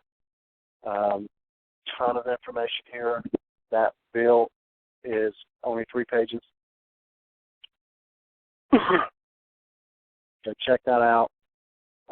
This is a military family. The mother was serving in Iraq when her son was executed. I don't mean just murder or killed, executed by a illegal alien gangbanger in Los Angeles. And this family has made it their mission to try and get the laws changed and the laws enforced since 2008. And if you go here, you can. There's just more information than we've got time to talk about tonight on this issue. If you go to the Blog Talk Radio archives, that's also in that sidebar. We did a special Nation on Fire Blog Talk Radio show. When was that, Dawn? About a month ago? Yeah, I think July? So now. Yeah. Time's flying. We did about an hour. This is Jamil Shaw Sr. That's little Tommy. That's Sergeant Anita Shaw in the Army. and this is Jamil Jr. that the bill's named after now. You look about what's going on with ISIS, and they're talking about potential radical Islamic terrorists coming across our border and entering our country. We need our borders and ports of entry secured, not just throw money at it or lip service. They need to secure our borders and ports of entry. They need to enforce our immigration laws, and they don't need to collect illegal alien invaders as they come across the border. They need to turn them back immediately. Do not pass go. Do not wait 2 years for a hearing and disappear. Do not turn the illegal aliens coming across the border over to the illegal aliens that are here. That's just sheer insanity, what we're setting our country up for. Check out all this information on blog.firecoalition.com about HR 1888. If you download this information packet, we put it in the hands of members of Congress. Last November, our General Counsel and I went to every single Republican office on Capitol Hill and both the House and the Senate and hand-delivered this information packet to their, either directly to the staff or earmarked for their immigration legislative assistant, and another one related to the National Defense Authorization Act and the Restoring Constitutional Governance Act for their general counsel, from our general counsel.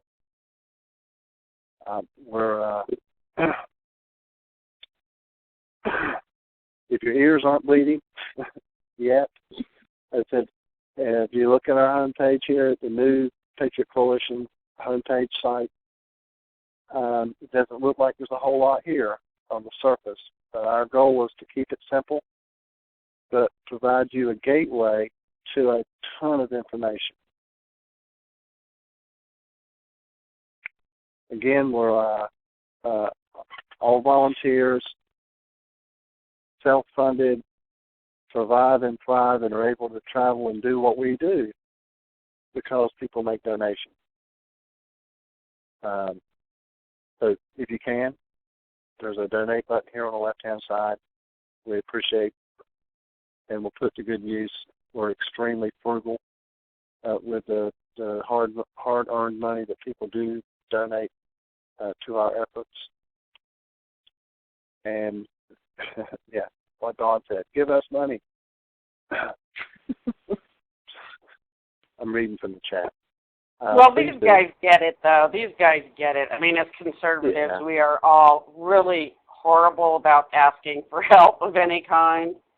Right. And, you know, the fact that we don't have any federal funding or any big organization that backs us or anything else, I mean, we're about as grassroots as you. I think we're just below whatever grassroots is. We're the roots of the grassroots.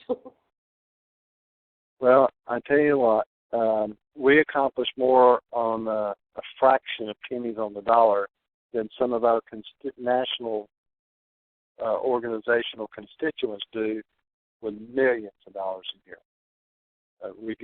We've got more to show for, I would say, over the past 10 years.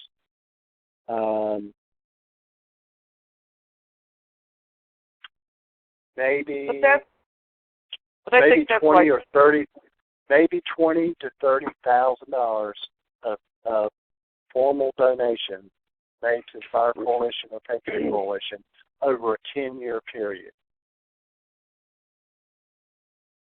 We get emails. I get emails from some other national groups wanting to raise $500,000 to $800,000 by next Friday. Send us tens of thousands or hundreds of thousands of dollars today so we can solve this problem tomorrow, so we can show somebody that we're serious. Well, I can tell you we're serious, and it ain't about the money. And we've got evidence to prove that what little bit of money we do have, we put it to good use. So if you can't afford it, help us out. If you can't, pray for us. If you can do both, God bless you. And with that, let's see if I can get this code right. We're going to remember Constitution Day while we still have it, while there's still something to celebrate. The government that we have is not doing a good job, but that ain't the Constitution's fault. That's our fault. The Constitution ain't the problem. Amending it's not the solution. And if somebody's got some questions for me or for Dawn, I'll answer for Richard by proxy. If don't think he made it, take this off of, figure out how to get back there.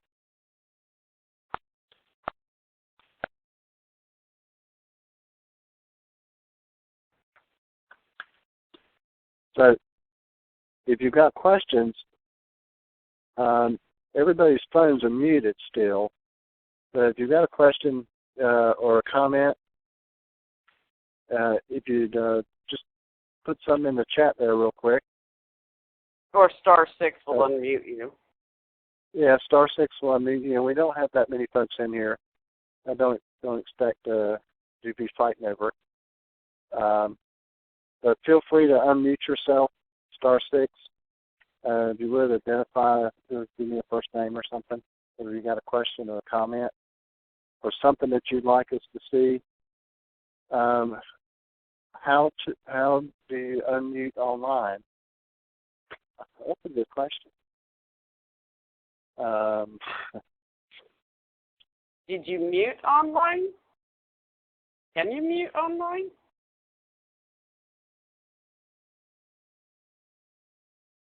She would ask a tough question. Yeah, I'm just curious how Writer Dust actually muted online, because I don't think I even know how to do that. All right, let me see. I guess if you called via the internet.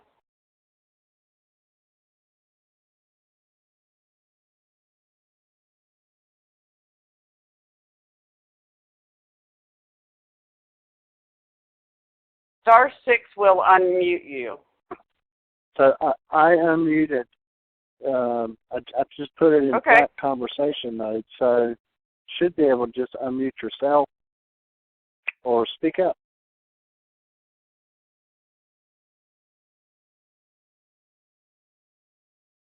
I can hear you on the phone. We can hear you too. Yeah. There. Ta-da! But that didn't sound like Cindy. That was that possibly Grace? Yeah, but You sound graceful. I'm a good guesser too. I really don't know what I'm doing. That's okay. Neither do we. Yeah, I can hear you on the phone.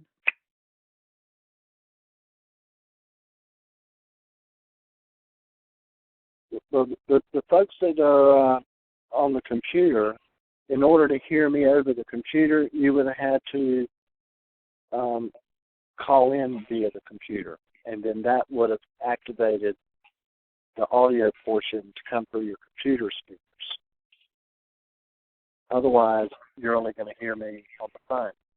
I'm on the phone and not the computer a lot.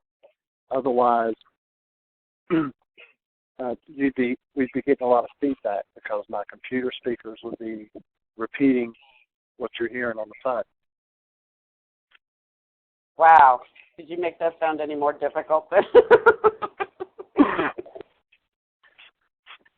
Well, we don't know what we're doing either, Grace, but we've been working on this new format for a month or so to try and cover all the bases so we could get it right, so we could at least maybe look like we knew what we were doing. Did you have a question, Grace? Say that again. Do you have a question or a comment? No, I'm just sitting here really in awe of what you're doing. And so I'm just listening.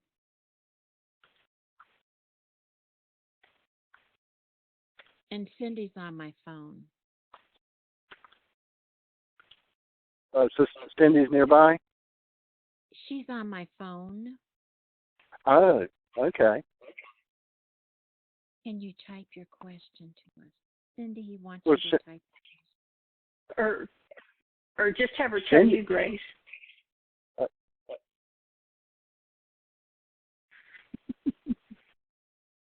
She says she doesn't have a question. Then why do you want to talk?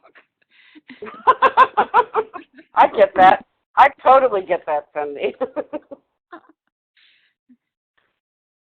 That's a just in case.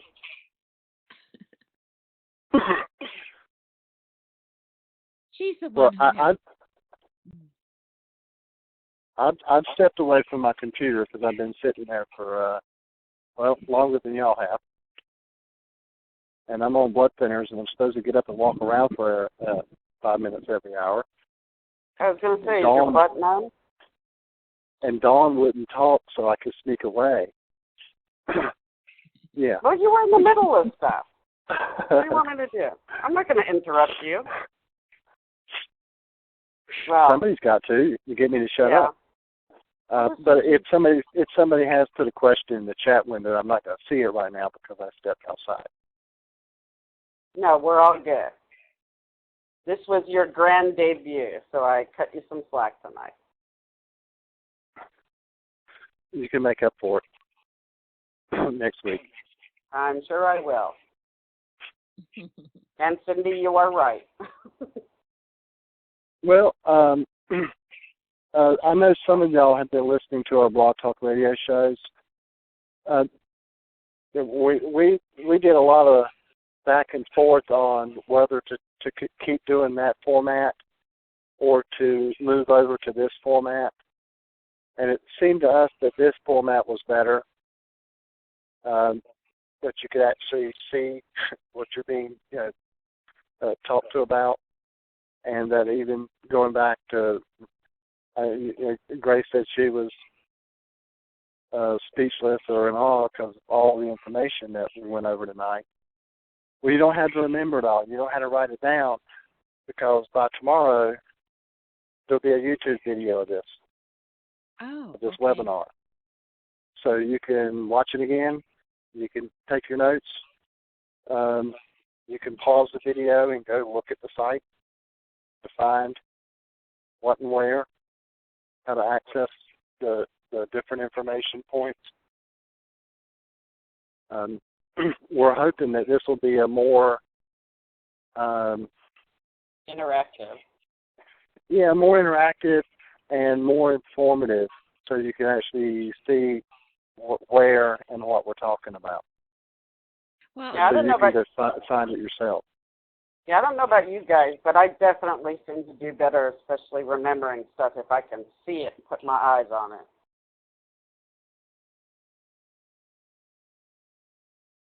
Yes, I agree.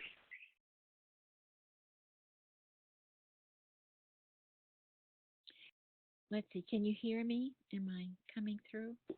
Yes. Yes, ma'am. Okay. I'm in Colorado, and my main emphasis is on Article 5, and you're giving a lot of information. I'm finding out that if I can give the information to people before they've heard about Article 5, I kind of have a head start because they haven't learned what the other people want to talk about. And This my is goal, true. pardon? This is true. That's a good way to look at it. Yeah. We have a clinical behavioral psychologist on staff, and the way she explained what you just said was she refers to as the bias, and that whatever people hear first establishes a bias one way or another. Okay. And if what they hear first sounds appealing, whether it's correct or not, when they hear the next thing that kind of licks the red off their lollipop or steals their ice cream cone, they've already started establishing a bias toward what they heard first.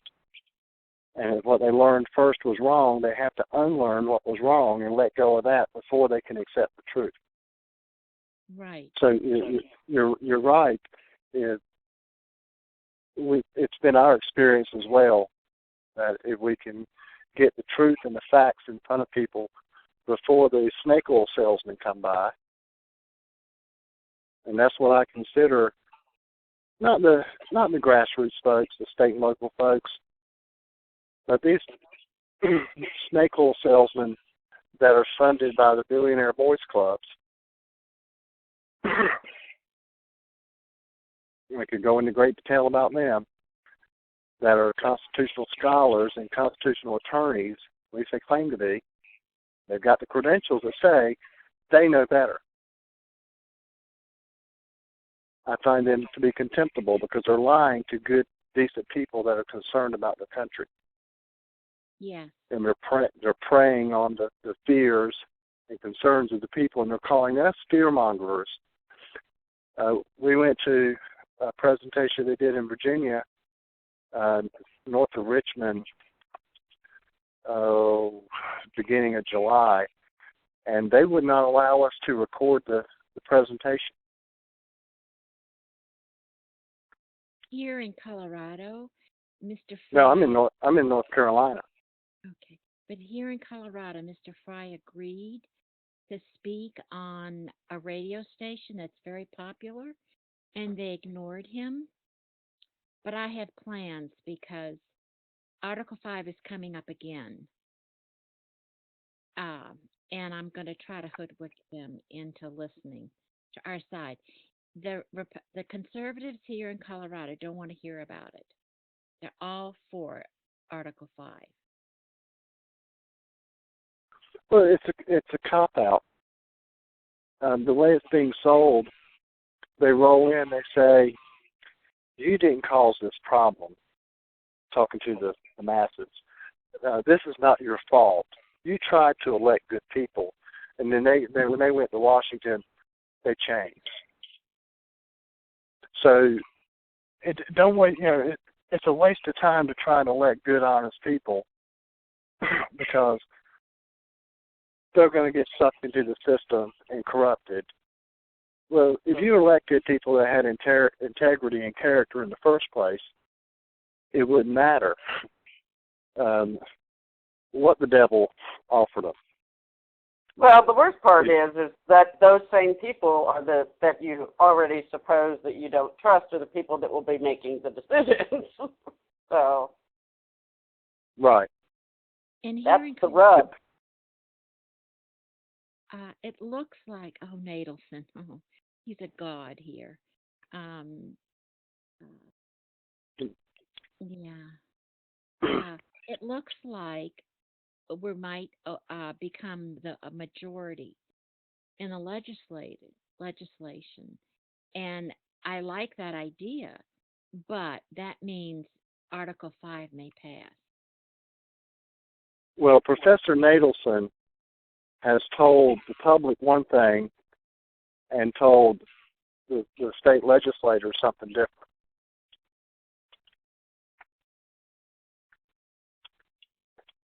And we need, what I find helpful is to find, and I think this site is going to help, is to show them in writing. Don't listen to my words.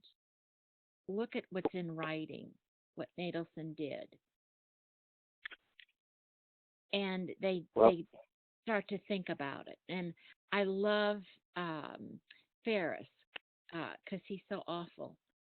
I quote him all the time. And well, our Article 5 source page, and I didn't pull this up earlier, I've skimmed through it, is Rejoin or Die. And we also have the Constitution and the Bill of Rights, including the preamble, on that site for now. But we have the very same Article 5 playlist I was showing you on YouTube is embedded in the Rejoin or Die site. If you're still looking at the screen, you can see where it's at. Yeah. Up here in the top left-hand corner is the playlist, and you hit the pull-down arrow, It has all the videos embedded there. Yeah, So you could start from the beginning, or you could select any one of them and watch them. And just like watching one on YouTube, and I have you quite can expand it so you could watch it full screen. Same way you would on YouTube.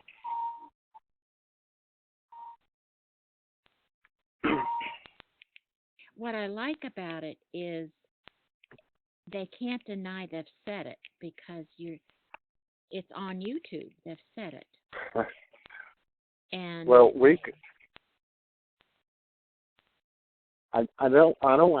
don't have, this is something new that we did just for earlier this month, because in fact the very first video in this playlist, is it the first?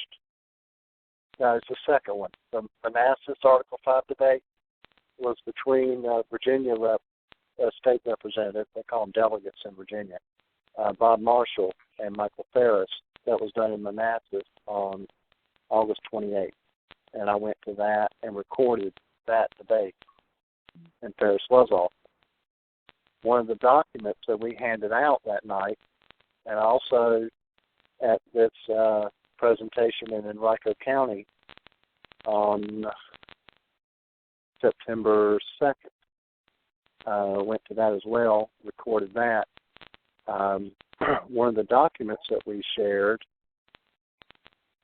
that we had handouts for and the big posters of, and you talk about quotes.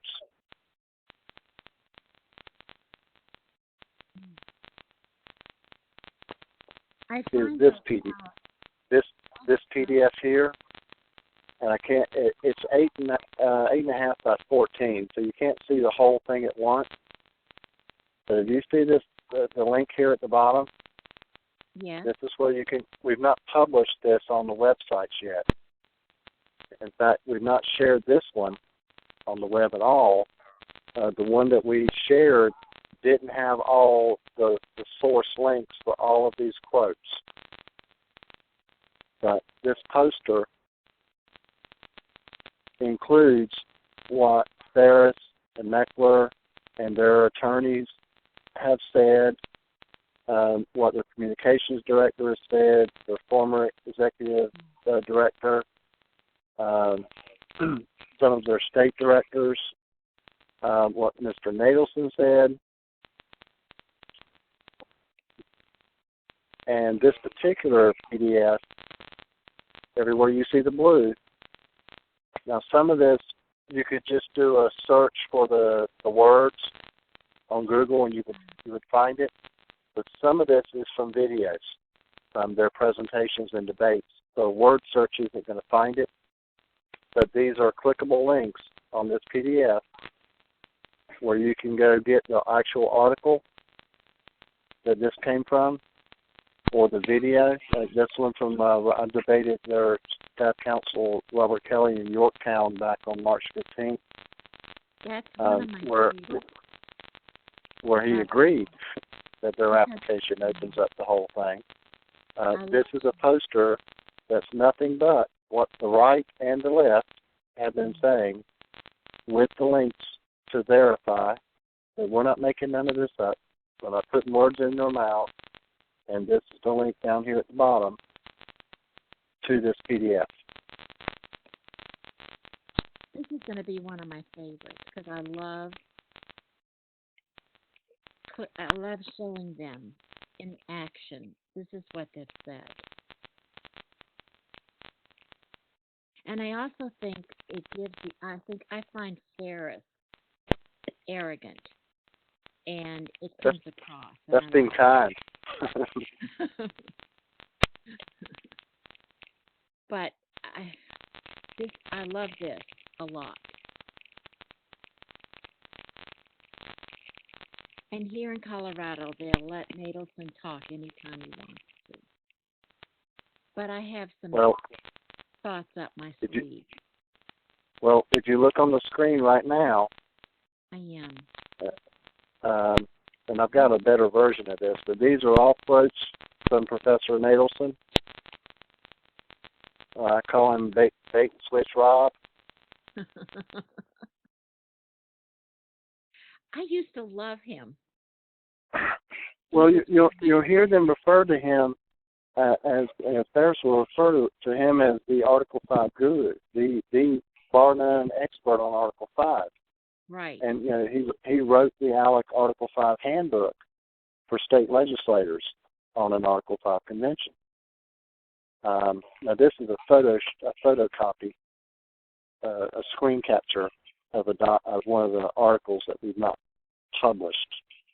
But these are all clickable links. But I put the actual page numbers. This amending the Constitution, and you'll hear them refer to not Nadelson, but a Tennessee Law Review article as one of their validations for some of their crazy positions.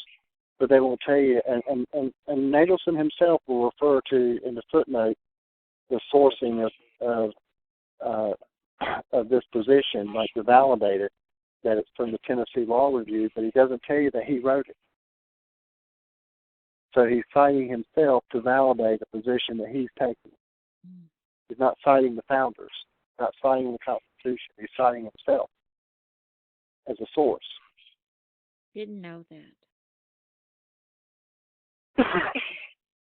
We've got lots of their stuff that we've not published yet, not gone public with, where they're either directly lying or talking out of both sides of their mouth. And it's not our intention to get into a mudslinging battle with them, but they put themselves on such pedestals as experts on those issues that because they're constitutional attorneys and scholars, that we should trust them, that they know. They've got the education and the training and experience, and that they know what they're talking about. The Constitution was not written for constitutional scholars and attorneys. It was written for farmers and shopkeepers, for the average citizen, the average voter. I tell people at presentations that I made some school teachers mad. If you need a constitutional attorney or scholar to interpret the Constitution for you, you probably had a public education, because they don't teach the Constitution, and they don't teach it in law school. Right. So these people like Nadelson, yeah. Yeah, excuse me. Cindy had a question here. She said, is there any information that's on paper where Nadelson and Ferris are shown to have said one thing and then another? And you were showing that document, but do we have that stored somewhere that's accessible to her, that she would have access to? Well, this here, these parts here, like I said, this is a photocopy or a screenshot of an article I was putting together. I can't remember off the top of my head what it is. I've got it. Okay. But I'll leave this on the screen. You can do a search, because these are direct quotes. If you type this phrase in from Nadelson into Google, you'll find this article where he said this. And that's why I said he's telling the legislators one thing and telling the public something else. And the one state, one vote thing, when he's talking to the public, he's trying to allay their concerns. But he was honest with the legislators in the actual handbook, and there's the page numbers.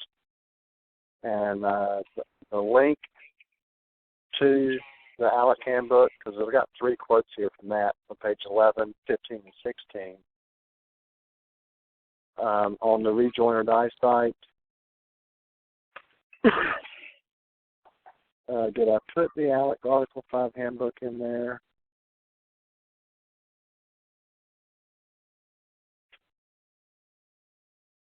Give me a second. I'll find the link, and I'll put the link on the screen directly to where that article is.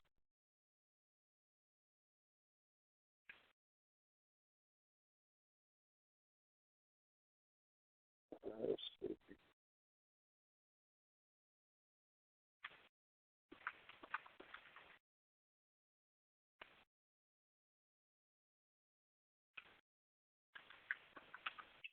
And one of the things I enjoy bringing up is that Soros is for this, and it makes them think. Yes, it does. Oh, yes.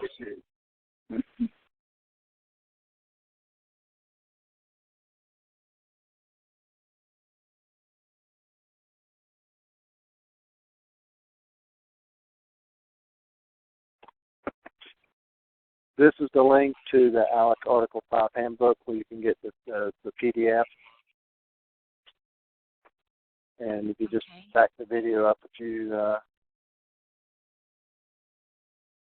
wait a minute. Another tool I didn't use tonight. Ooh. Yeah, I've got it.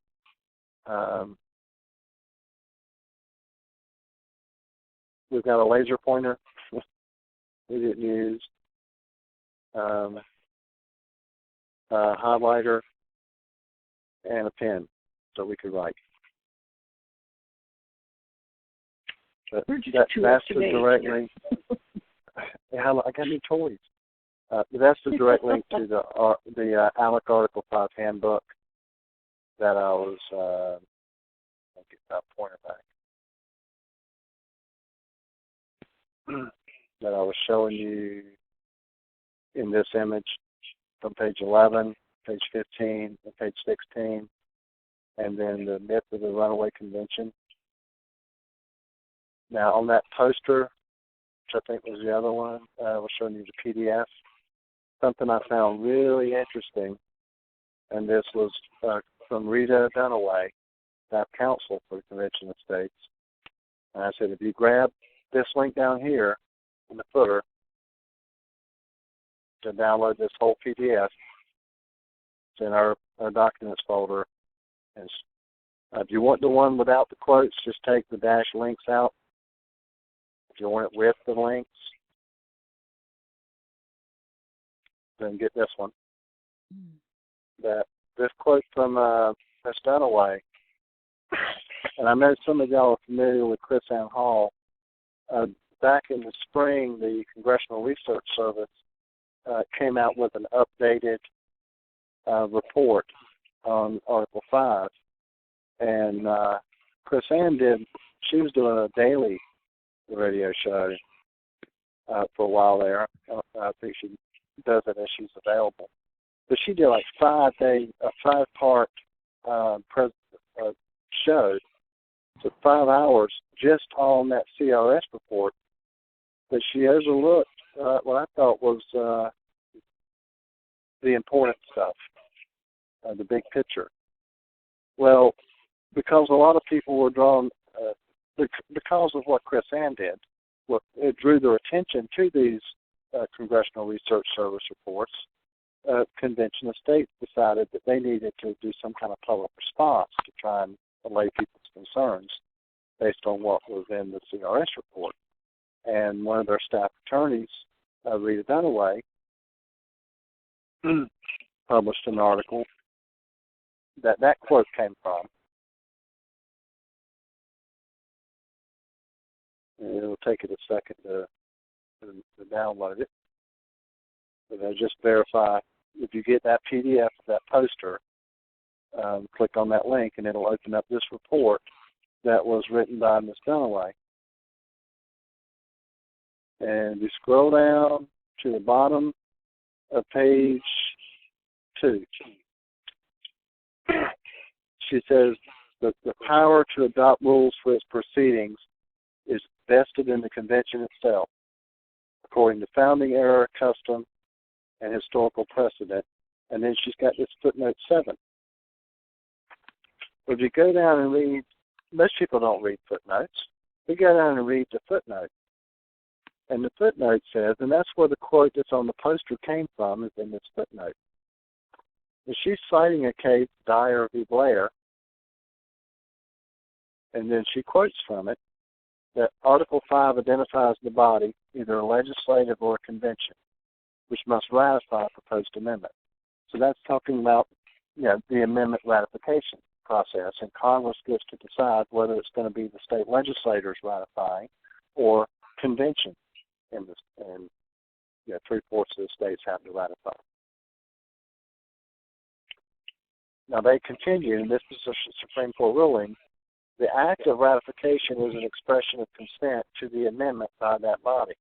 By what means that body shall decide to consent or not to consent is a matter for that body to determine for itself.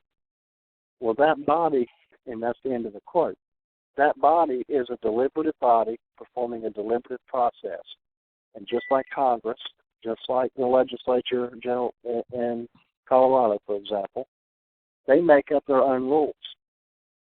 So it doesn't matter who calls the convention, the proposing convention or the ratification convention. Once the delegates are picked, it doesn't matter who picks them, once they get there and they elect the leadership of the convention, the next thing they're going to do is adopt the rules of the convention. And they can adopt what was proposed to them by the body that called the convention. They can amend them. They can throw them out and write their own. And it's totally within their purview and their control. The states don't control how that convention operates once the gavel bangs. Congress doesn't. That body does, in the same way that Congress does, in the same way that your state legislatures do. But Rita didn't stop there. Now, what Rita was trying to paint the picture is that, because most people don't read the footnotes, she says it's not a matter over, I have to go down to the next page, over which Congress exercises discretion. The rules set by the convention include the rule of suffrage, but the initial rule is one state, one vote. So she's got 3 different footnotes there, 7, 8, and 9. But read the last sentence of footnote 7. While Dyer addresses ratifying conventions, the same rule applies to a proposing convention. So she's acknowledging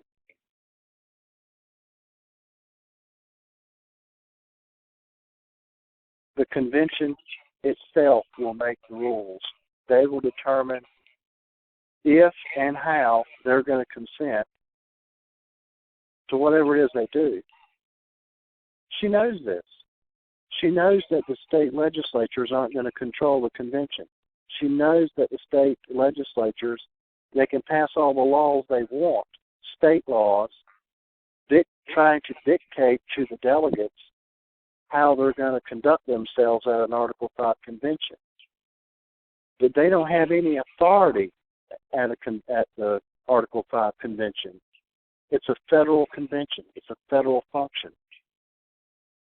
If you look at Lesser v. Garnett, the Supreme Court's already ruled.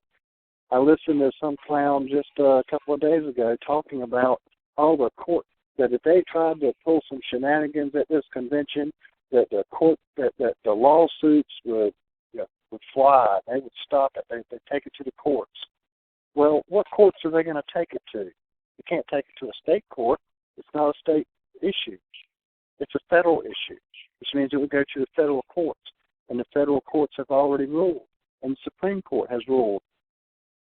And a whole litany of cases that these attorneys are fully aware of, such as Dyer v. Blair and Lesser v. Garnett, in which the Supreme Court, the federal courts, very corrupt courts, so they say, we can't trust now, as part of the reason we need to do this convention, that they're going to be able to run to those very courts to get what they want at a specific state. Indiana has already passed legislation determining who's going to pick the delegates and who's going to control the delegates and what the delegates can talk about or make motions on or propose amendments or what they can vote on at this federal convention.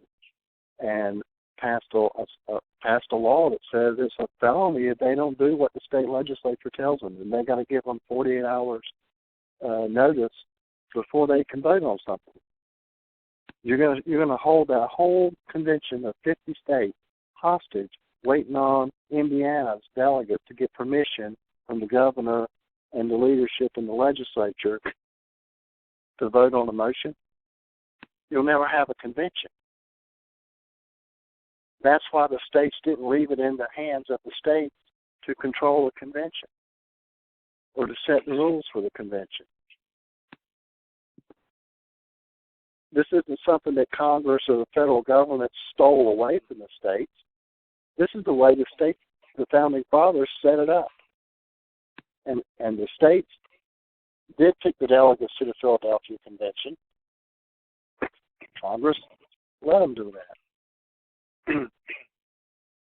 If you look at Article 5, it doesn't say that the states call the convention. All the states can apply for a convention. Congress calls it. He who calls it makes those initial rules. So when they say the initial rule on suffrage will be one state, one vote, there is a lot of precedent in history to show that that's true. But if you look at what the bills that have been introduced into Congress and what the Congressional Research Service has said, and you look at what the Soros camp and the Wolfpack camp, the pure democracy camp, are leaning toward that this federal convention, this Article 5 convention, should be apportioned like the electoral college or like the House of Representatives. That it won't end up being one state, one vote, and that it wouldn't be fair if it was. That the ultimate sovereign is not the states, it's the people. So depending on which camp, the conservative or liberal camp they're talking to, or the legislators, Vice, Joe, and Jane Citizen, they're going to tell each one of those what they want to hear to help, so they either will help them trigger this convention, or at least they won't get in the way and try and stop it. That they can allay their concerns. If they can't get them to drink the Kool-Aid, at least get them to stop sounding the alarm and get them to go sit down and do nothing. They're very crafty, slick-tongued devils and attorneys that are being paid a lot of money to go out here and sell this garbage to Joe and Jane Citizen. May I ask you a question? Why is Mark Levin against it? I was shocked at that. You mean why is he for it? For it, right. I was shocked. If you go watch this webinar, and it's up that hour and a half PowerPoint presentation, and I may can pull up that specific slide and show you. I think that would be it's in the ComCon folder, and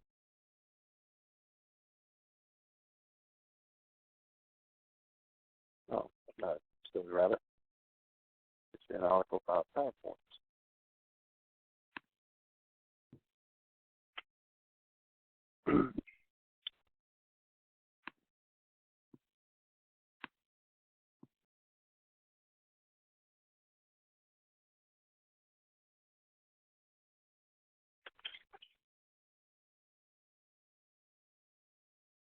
There's 116 slides.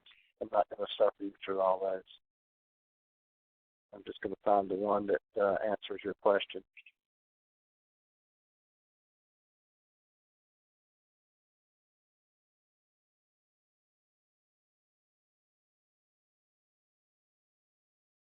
Oh, we'll put it over there. I want it over here.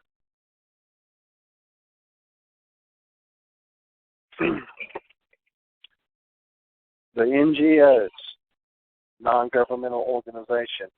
I'm going to back up a couple of slides. And this is part of that PowerPoint that's in that Article 5 presentation video. What I call the Billionaire Boys Club. I've set up over the years, and now these are contemporary. These are the current promoters. But further back in this presentation, we also talk about the Ford Foundation, the Rockefeller Foundation. You don't hear much about them now, but they've spent between $500 million and $1.2 billion since from 1964 and 1972 to try and trigger an Article 5 convention. And a lot of those same billionaire voice clubs are the ones that set up the Heritage Foundation, Cato, Americans for Prosperity, ALEC, which is the American Legislative Exchange Council, the National Council of State Legislators, Tea Party Patriots, Citizens for Self-Governance, which is the parent of the Convention of States Project, Freedom Works, your Natelson's Independence Institute, Nick Dranius, who heads up the Goldwater Institute and is on the board of directors for the Compact for America.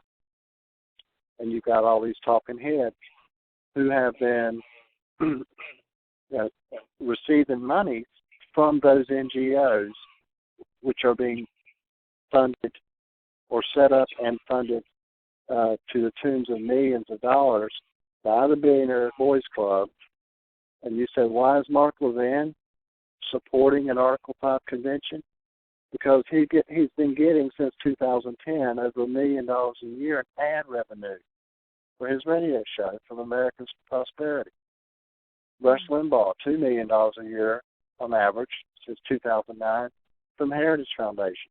Same thing with Hannity. Glenn Beck getting his from Freedom Works. Most of these organizations are either members of or were created by either the Charles Koch Foundation, Koch brothers, or Castle Rock Foundation. And they belong to the State Policy Network. They're either connected directly or indirectly to the Koch brothers and funded. Adolf Coors is the Coors and Brewing Company, Coors Beer. There's Castle Rock. I forget exactly who the parent is behind that one. And the Charles Koch Foundation. So you ask, why are these conservative talking heads supporting an Article 5 convention for all the money? Okay. It's shocking to me. It is. It should be. To see people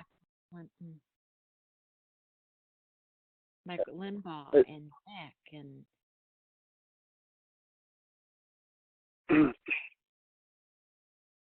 there's a ton of that kind of information just in this PowerPoint. That's part of the presentation. In the video of this presentation that I did in part to help prep Virginia delegate Bob Marshall for his debate that he did with Ferris. Because we couldn't play the videos in the webinar, we put the links underneath of it. If you had the actual PowerPoint, if we were there in person giving this presentation, when we got to this slide, I would just click on it and it would play the video. But if you're watching the video of the presentation, you can just type this into your browser and it'll pull up the video that would have played. Okay.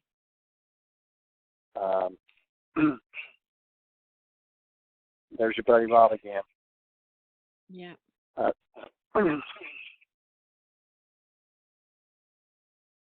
This is that video. And so what was on the poster of Robert Kelly acknowledging that their application opens up the whole Constitution?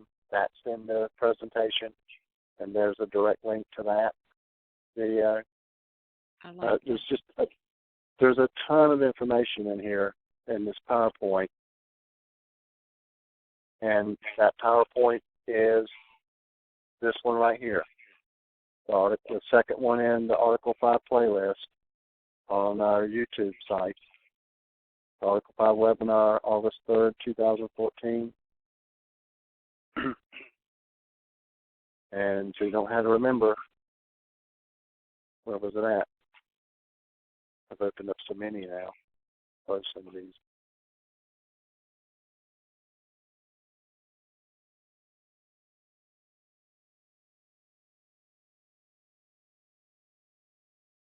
You go back to the PatriotCoalition.org site. Either one of the YouTube channels links will take you directly to the playlist. Click on Article 5. And you can go to Rejoin or Die. and it's got the Article 5 playlist embedded.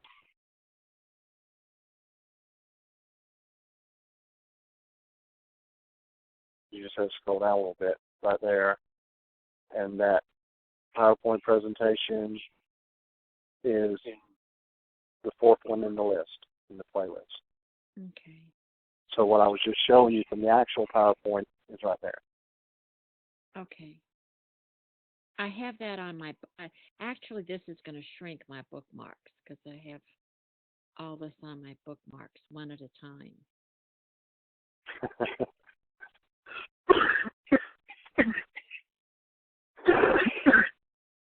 Excuse me. That's what we were hoping to do for ourselves too, because we've got so much information that we run through. We call it our research and analysis department. We call it the sausage factory, and we've got so much information that we haven't even put on the sites or published anywhere yet. But even of the stuff that we have published, we've got so much of it out there that we needed to kind of organize it. And that's why we're excited about the new project site, new parent site, to make it all. You just need one link, this one, at PatriotCoalition.org. Okay. Eventually, PatriotCoalition.com will take the same place once we redirect it. Cindy showed me how to put it on my favorite under bookmarks, and so that's great. Well, we'll be here. It's coming up on 3 hours. We weren't planning on doing a 3-hour show tonight, but this is our first Nation on Fire show webinar. Hope it was informative. I was supposed to be able to tell you, and it's going to take us a few weeks to get into a routine to where this won't take 3 hours. But as we're available, we'll stick around longer, like we have tonight, to answer questions and discuss stuff in more detail. Our goal is to do these every Tuesday night for an hour. And then if there's interest and we're also available to stick around for another half hour, or 2 hours to discuss something or look into things in more detail like we did tonight, we'll do it. But we'll be here every week for at least an hour as we're available. There's some weeks it'll be me and Dawn.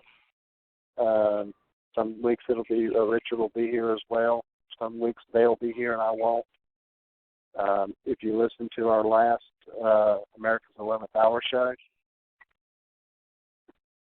we touched on several issues there that we're going to be talking about in more detail over the next couple of months.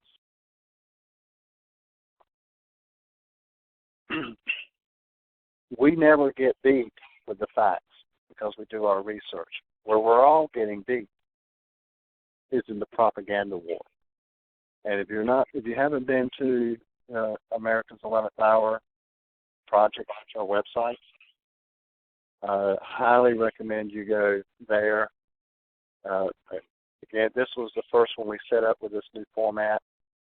I've got to go in and add all those buttons, links to all the sites on the left-hand side to change that. But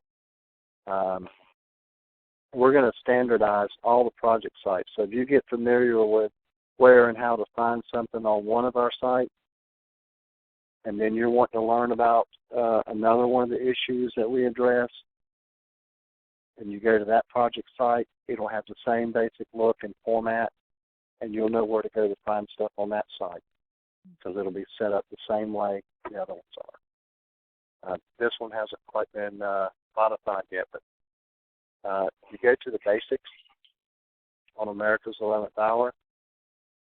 We'll introduce you to Walensky's Rules for Radicals, the Delphi technique, decision relevant science, consensus building, change agents, facilitators, agent provocateurs,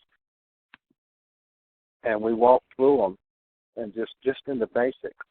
And we'll give you a link to where you can download the whole rule book so you know how you're being manipulated. Give you a little basic information about the Delphi technique, where it came from. Most people haven't heard of decision-relevant science, but it's been used on you, and it's being used on you now in this Article 5 battle. And you probably first were exposed to it when Al Gore was talking about climate change, global warming, that the debate was over. The consensus is in. The experts have spoken. We need to move on to the solutions. They're applying the manipulative tactic of decision-relevant science. There's a link here to a video of the Yale law professor who came up with this presentation, giving his presentation on it. There's also a PowerPoint, or I've got a PDF of the PowerPoint that this professor gave. If you don't know how they're manipulating, you're not going to recognize it, and you're not going to know how to defeat it. But just this basics page link has a ton of information on it. Over in the resources, the videos tab, highly recommend you look at the videos by Beverly Eekman. She literally wrote the book on how to defeat consensus. I think we've embedded, we've got links to her website, to some of her books, a 6-part series of videos. I didn't even do them as a playlist. I got all 6 parts embedded.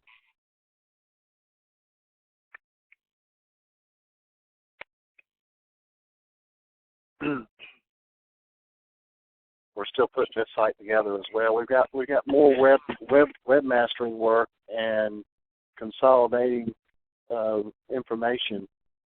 We got a lot of work to do. We're hoping to have it all complete in about another year. This isn't just a month or two process, because we just barely scratched the surface on the information that we have at Patriot Coalition and Power Coalition on a wide range of issues that every good citizen needs to be aware of. I really appreciate everything you've done. We've had a lot of good help, and we have a lot of good help, and we don't have a lot of egos and attitudes to deal with. I've been blessed with the good Lord put some good people on our staff, and it's the stuff we're dealing with sucks, but the people that we're trying to address it with are a blessing and make it worth the trouble. We're just trying to do our part. It's amazing. Let me see if I still have that image up, because I'm going to stop the recording.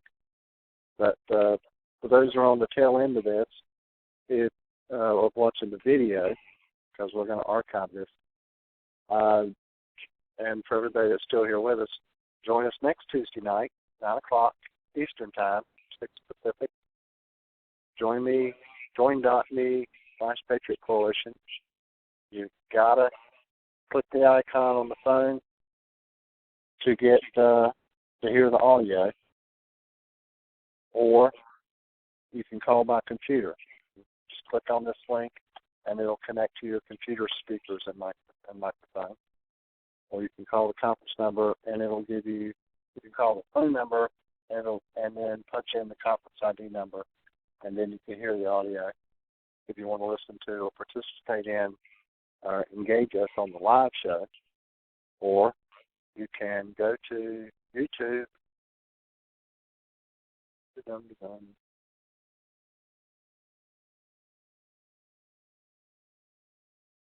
YouTube.com/Patriot Coalition or Patriot Watchdog, either one. I think I still have that one up. Yeah.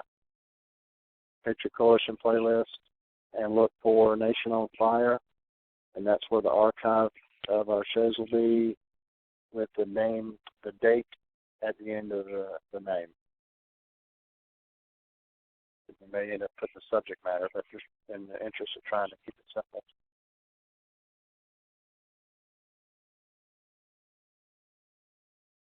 I can't believe it's been 3 hours.